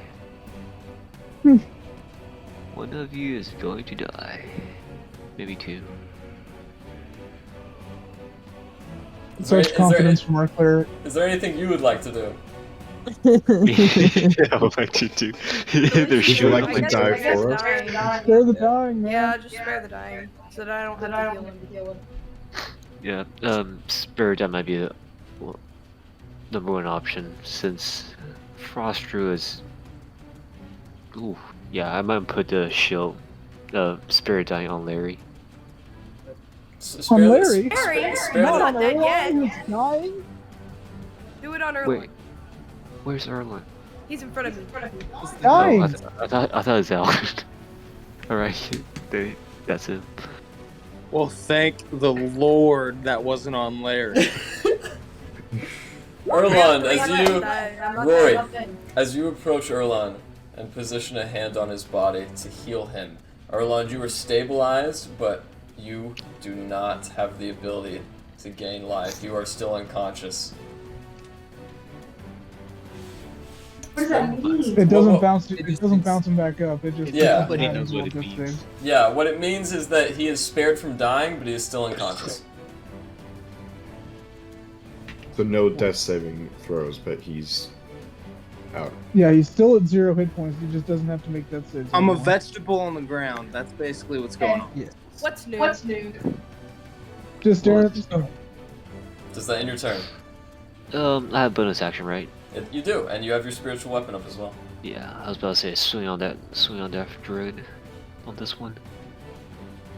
All right. I'm like a plant right now, you know? Like, I'll grow. I'll continue to grow. But no matter what you say, I can still feel it on the inside. Not that. I was trying to close the tab of it. That's okay.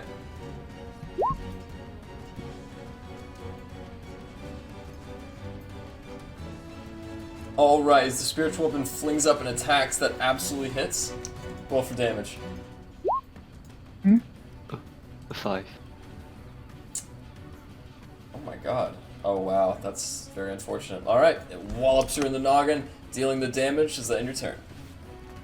Ends my turn. Alright, next up is Markham Southwell. Seeing that things are not doing too well behind him, he is going to disengage. As he does so, he's going to fall back 5, 10, and he is going to administer a healing potion on to you, Erlond. What a guy. MVP. What a man. Take this, Does he Erlond. have any more of those?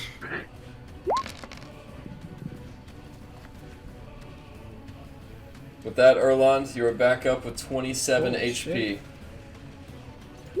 Larry, it is your turn. Get him, Larry. Fuck him up. We'll say he's right here. Alright, look, I don't want to die today. Fuck him up. Look, I gotta heal myself. I can't. Spells, I can heal you. Can you? Yes. Fuck him up. You promise to? Okay, alright. Well, first, Erwin's gonna make an attack here. Oh, At advantage. Yeah. So, Erwin first. fuck him up, Erwin. Fuck him up. Yeah. Well, at advantage. Natural Whoa, 20. yes, The yes. second natural Yes, 20 for Erwin. Okay, here we go. Alright, so once again with our natural 20 roll, and you critted on the damage. This is the most damage he could possibly You're do. Alright, second natural 20 for Erwin. Since you critted on the damage too, this is the most damage you could possibly do. Altogether, that's 18 points of force damage. Yes. Okay.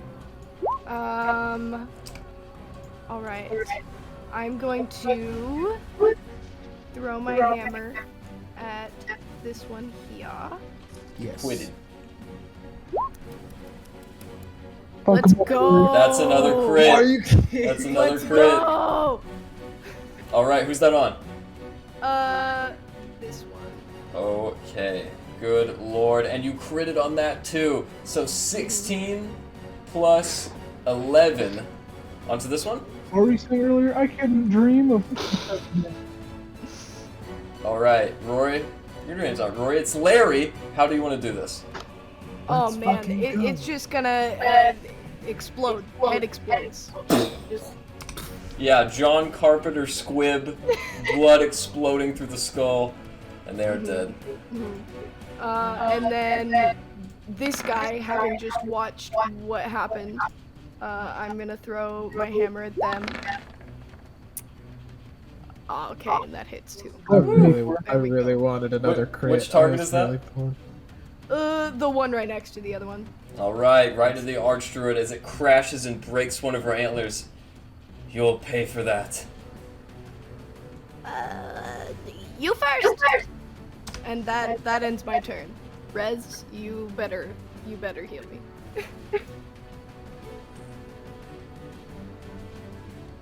I It is now am your not turn. going to heal Larry.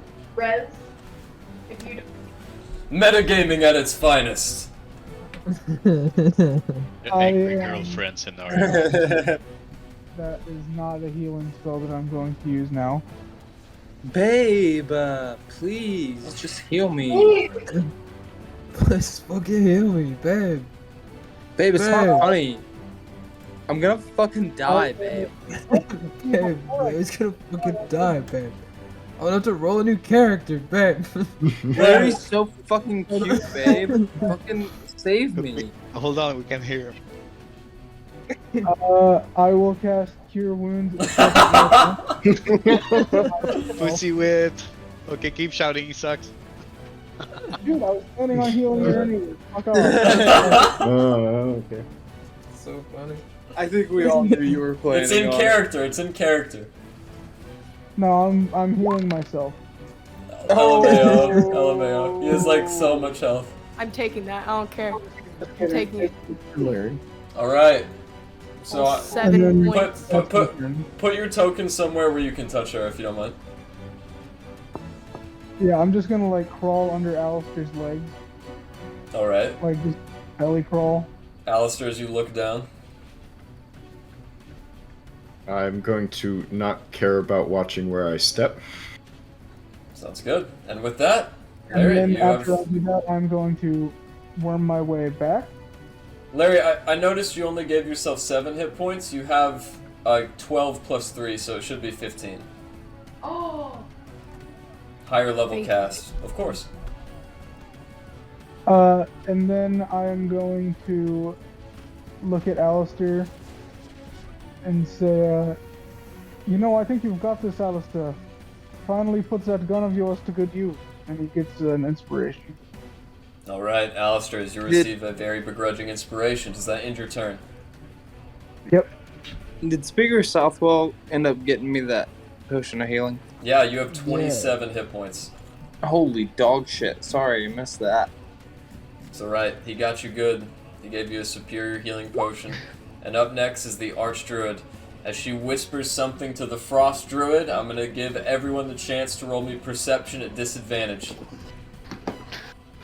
Perception check at disadvantage. Alright. What's coming? What's Okay. coming up? Man. Damn. None of you hear what she says. And as she turns back around, she looks directly at you, Glenn. Oh. Oh.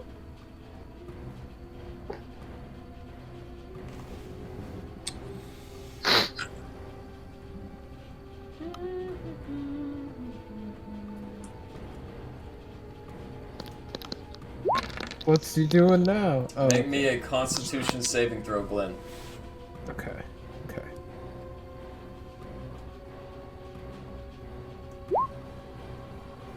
Alright, Glenn, you succeed and you only take 12 points of radiant damage.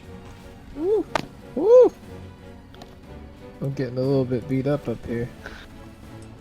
Yeah, you're fine. I'm still fine, but I'm working my way. I'm working my way down the ladder. And with that, You're invincible. she is going to try to use her turn to use Giant Eagle. You bitch. Not that giant. Oh, it's huge. It's massive. And with that, her turn is over.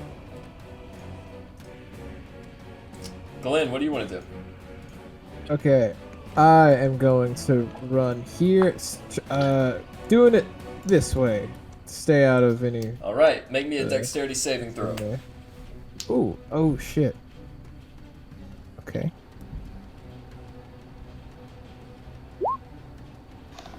Alright. Plus 2, 16. Alright, Glenn, as you run, you get to the spot where you are, but you fall prone, losing the rest of your movement. No, okay, so this is the rest of my movement. Yep, so Like, since is it- you moved 15 feet, being prone costs half your movement, so you're 30 feet.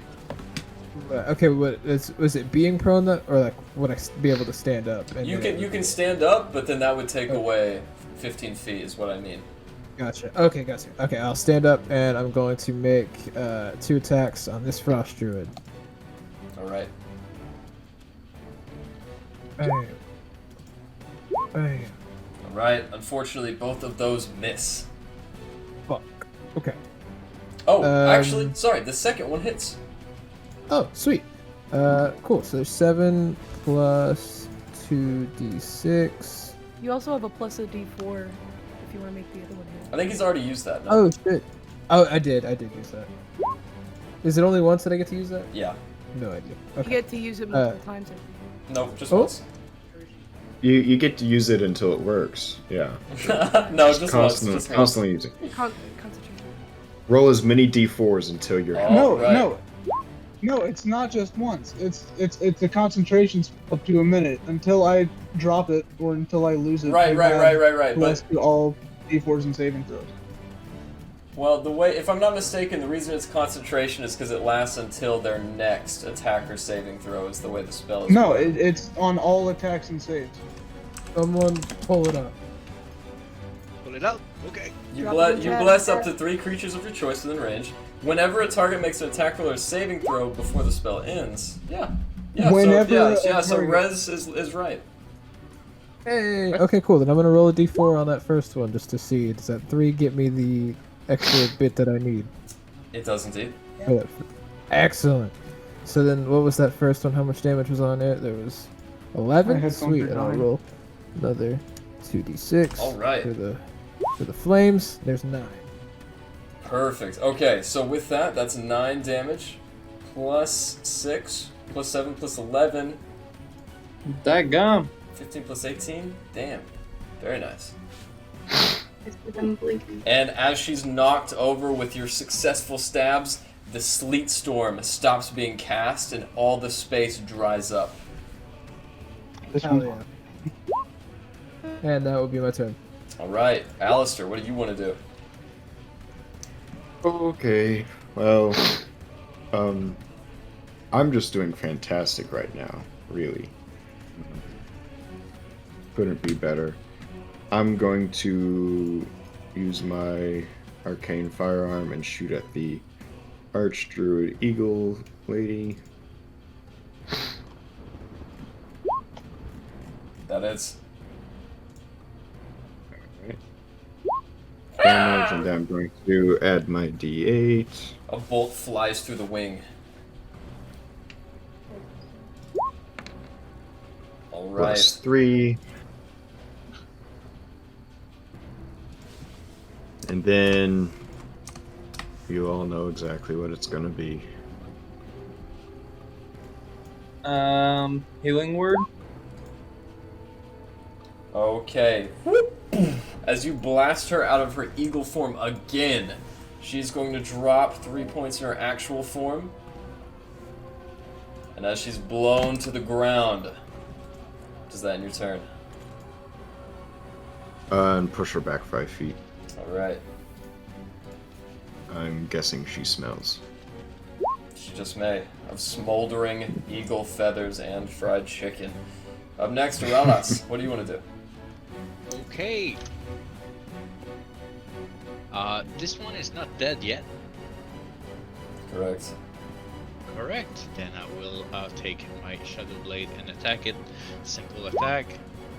25 to hit for 14 damage. She's still alive. How do you want to do this? I'll just cut her head straight. I have time for shit. As she's decapitated and her body slumps over, you can see Erwin behind. He looks slightly disappointed. Oh. Okay, and as she's dead,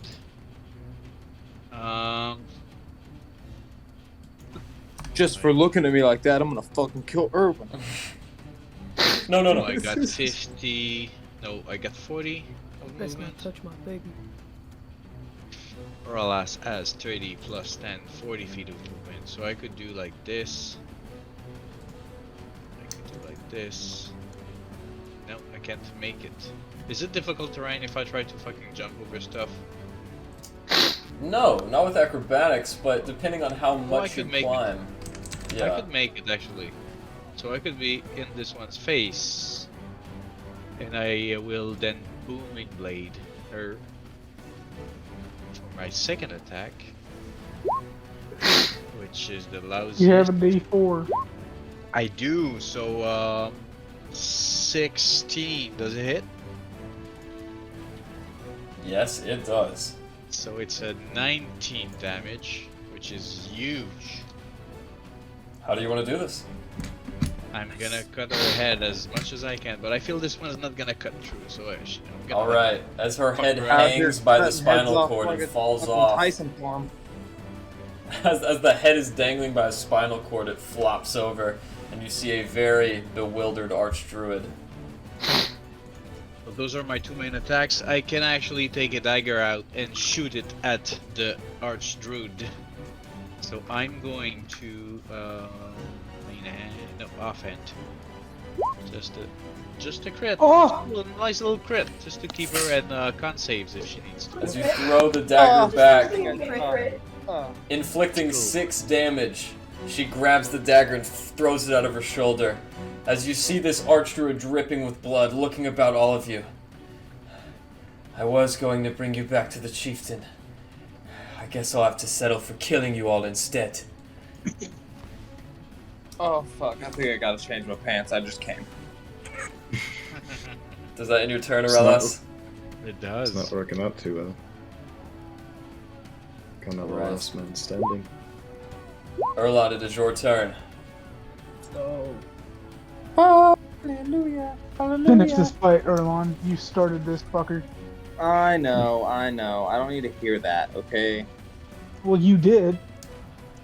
Well, yeah. All right. They Can I not fucking. say it? They're talking shit about the person who raised me. All right.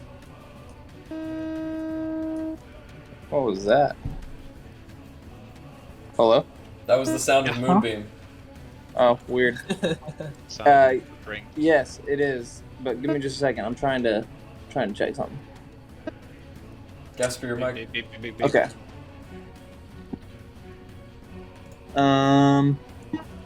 Yeah, we're gonna moonbeam at 3rd level. Oh, Someone's playing Atari. Playing Falling in the background.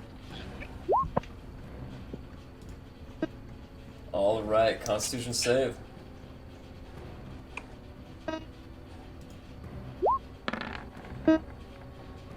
Natural 20. fuck.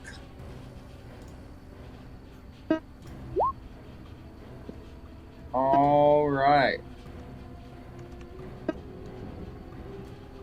Half as much damage, so she does indeed take 8 damage from Moonbeam. Cool. And then guiding bolt with my star map. It's a bonus action, correct? Or incorrect? Starry form, it is a bonus action. No. I'm saying like with my star map, guidance bolt. Oh, Guiding Bolt? I think it is a Guiding bonus Bolt. action. Let me look that up real quick. I think so too, but I'm not sure. So I wanted to ask. I know you can do it without the physical requirements, definitely. Guiding Bolt. Yeah, without spending a spell slot and stuff. I don't think so. I think it is an action. Let me look. Okay. You cast Guiding Bolt without spending a spell slot. You can do so a number of times equal to your proficiency modifier. Unfortunately, you cannot. Yeah, okay. All good.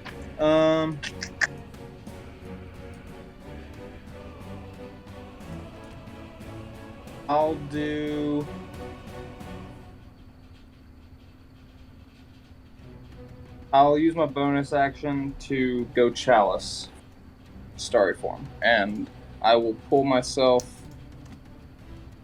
right over here. And that'll be my turn. Alright. With that, it is now your turn, Roy.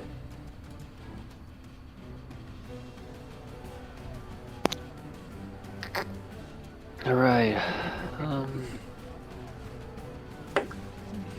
I think you can move your spiritual weapon 30 feet. Oh, you already have. Yes, I can, but. Hey, Garrett. What's up? Real quick. With Chalice, using the Chalice healing function, I'd be able to heal Alistair, correct? Because it doesn't say a living creature, it just says a creature. Let me look that up real quick. Thank you. You're probably right. Yeah, that's true. Cool.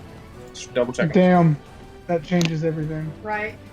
Wait, there's actually a way to heal me now? Yes, as a matter Yeah. of fact, that was used a long ass time ago to heal you too. Actually, in Caerconic, I think. But anyways, I just realized that I was reading about it, and I was like, holy shit! Wait a minute. Yeah, that's crazy shit. Anyways, Rory, what do you want to do? Well, there's the archer left, right? That's right. Well, let me see what can I do. I cast Fireball on the people. I'm gonna use Guiding Bolt. Alright. As you can kind of see through the moonbeam haze, you extend your hand and cast a guiding yellow bolt of energy, much like Erlon's. Go ahead. That hits. Roll for damage. Nice. Voice?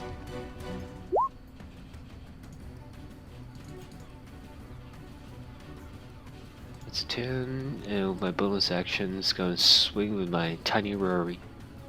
Alright. That has advantage As because of Guiding Bolt. That's right, next person does. As Tiny Rory runs up and strikes, go ahead and roll with advantage. Does that hit? Yes. After guiding bolts, I have advantage on my next roll. Everyone has advantage. The next person. That's one attack. Wow. Okay, that's awesome. Did Yeah, not guiding- realize that. Guiding Bolt is OP. Is that in your turn, Rory? Yes, that is my turn. Alright, Speaker Southwell's turn is next. As you see him run into the moonbeam, which is still active. He's going to roll a Constitution save.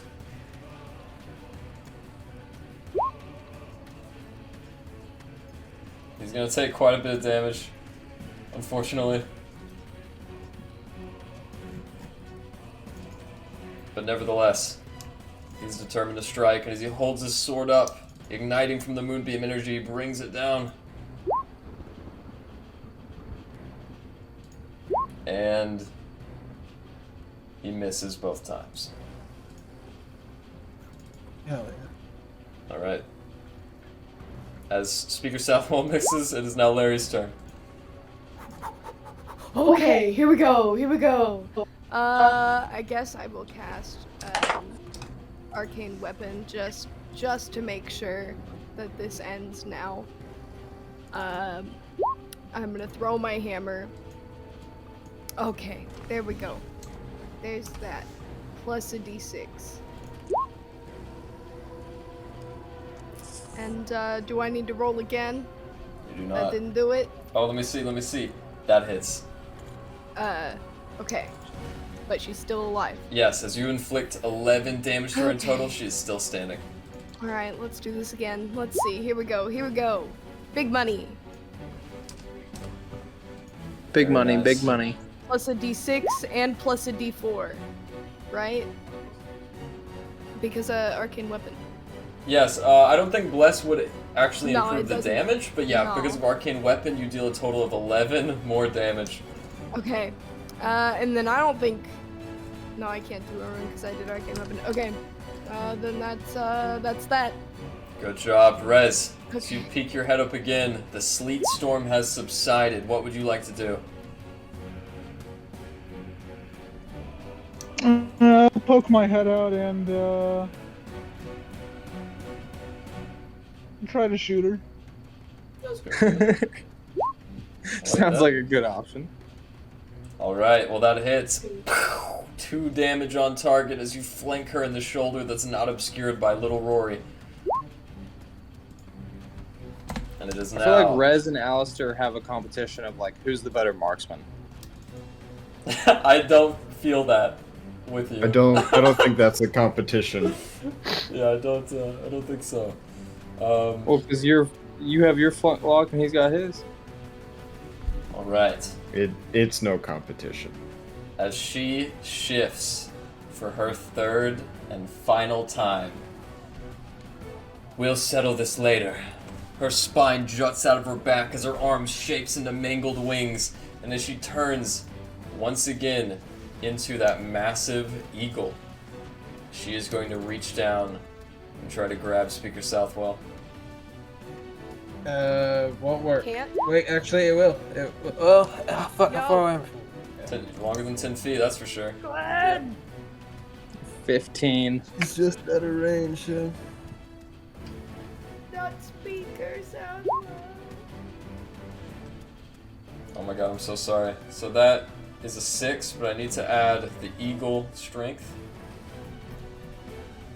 You don't have to, you know. Alright. As she reaches down, Speaker Southwell bats her talon off. And she rests in her eagle form as she's gonna fly 5, 10, 15. Rory, you get an attack of opportunity with little Rory. Hell yeah. Oh, so I won attack opportunity, right? Yeah, sure. It's a pretty good thing. Mini Rory! Did I hit? You did indeed roll for damage. Go. Let's go. Alright.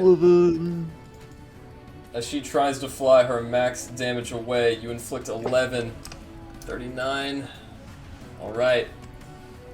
She's getting pretty low. I don't know why I said that out loud. Up next is Glenn. What do you want to do, Glenn, as she's flying away from you? Okay, she's flying away. Is she in the air? Yes, she's in her eagle form at the moment. How high up? 30 feet. 30 feet? Okay, sweet. I'm going to...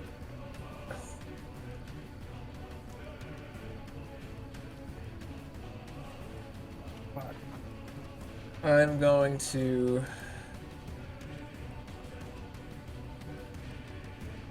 Shit.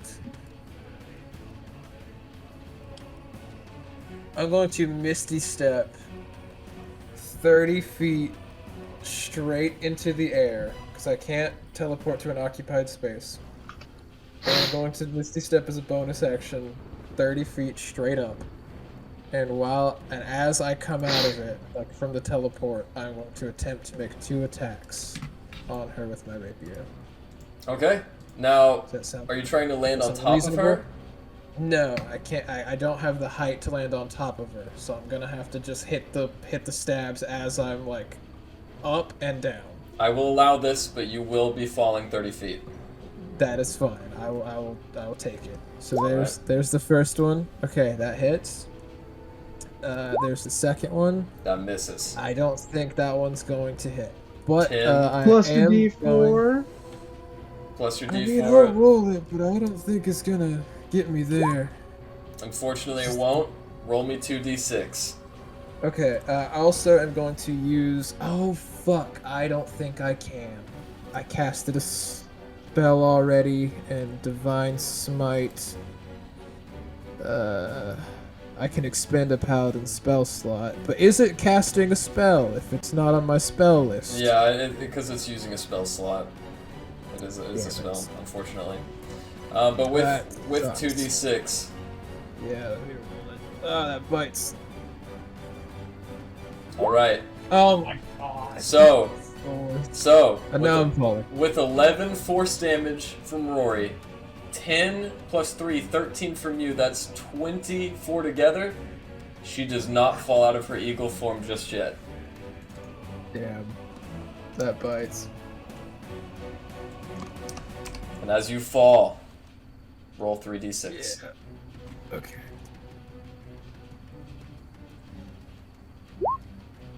Damn, where were those numbers earlier? Alright, you take 12 points of falling damage as she's... Oh, not her turn. It's Alistair's turn. Your turn is over. Unless you would like to do something else. I have nothing left. Alistair, what would you like to do? I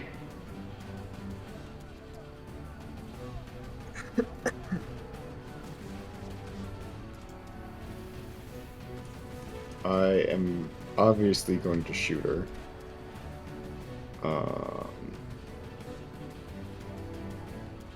Yep, okay. Shooting my firebolt from my arcane firearm.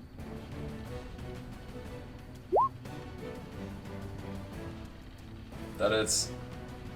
Alright. Gonna roll damage and my d8s.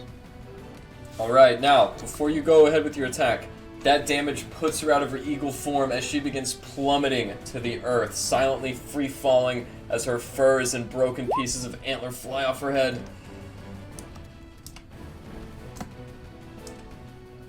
That is an additional 5 points of damage, by the way. Okay, and that's from the Dragon's Breath. Yes. Alright. Wouldn't she take full damage too? I'm getting to that. Now, Still got my bonus action. as she is falling through the air, what else would you like to do? As she's falling through the air, I am, of course, hitting her with the Force Ballista. As you guys witness her falling downward through the sky now, she is caught in the side with a Force Ballista. Alistair, how do you want to do this? Let's go, dude. I want the Force to just snap her in half like a twig and her just ragdoll hit the ground. Real gruesome, real graphic, and just flop limply as she's snapped in half. As that happens, and silence assumes the space once again, Markham Southwell sweeps sweat off his brow and looks to you all. Thank you. Also, I thought that you might know these few. As he looks back, you guys can see, through the path of the refugees behind you in the snow, 4 small white kobolds. Aye, my lads. Captain! And that is where we will leave off. Until next week. Good fight, good fight. That was a close one. Yeah, that it was one nice. went, that one went both ways so many times. Man, if I it wasn't think for those he 3 got nat 20s, I would have had you. I was Let gonna us, say, us and Larry really came through on that one. Let us teach our friends that some casters need to set up for a round or two, so that surprise attack fucks us more than... Plus, being all bunched together is dangerous. Yeah, Yeah, you guys, holy shit.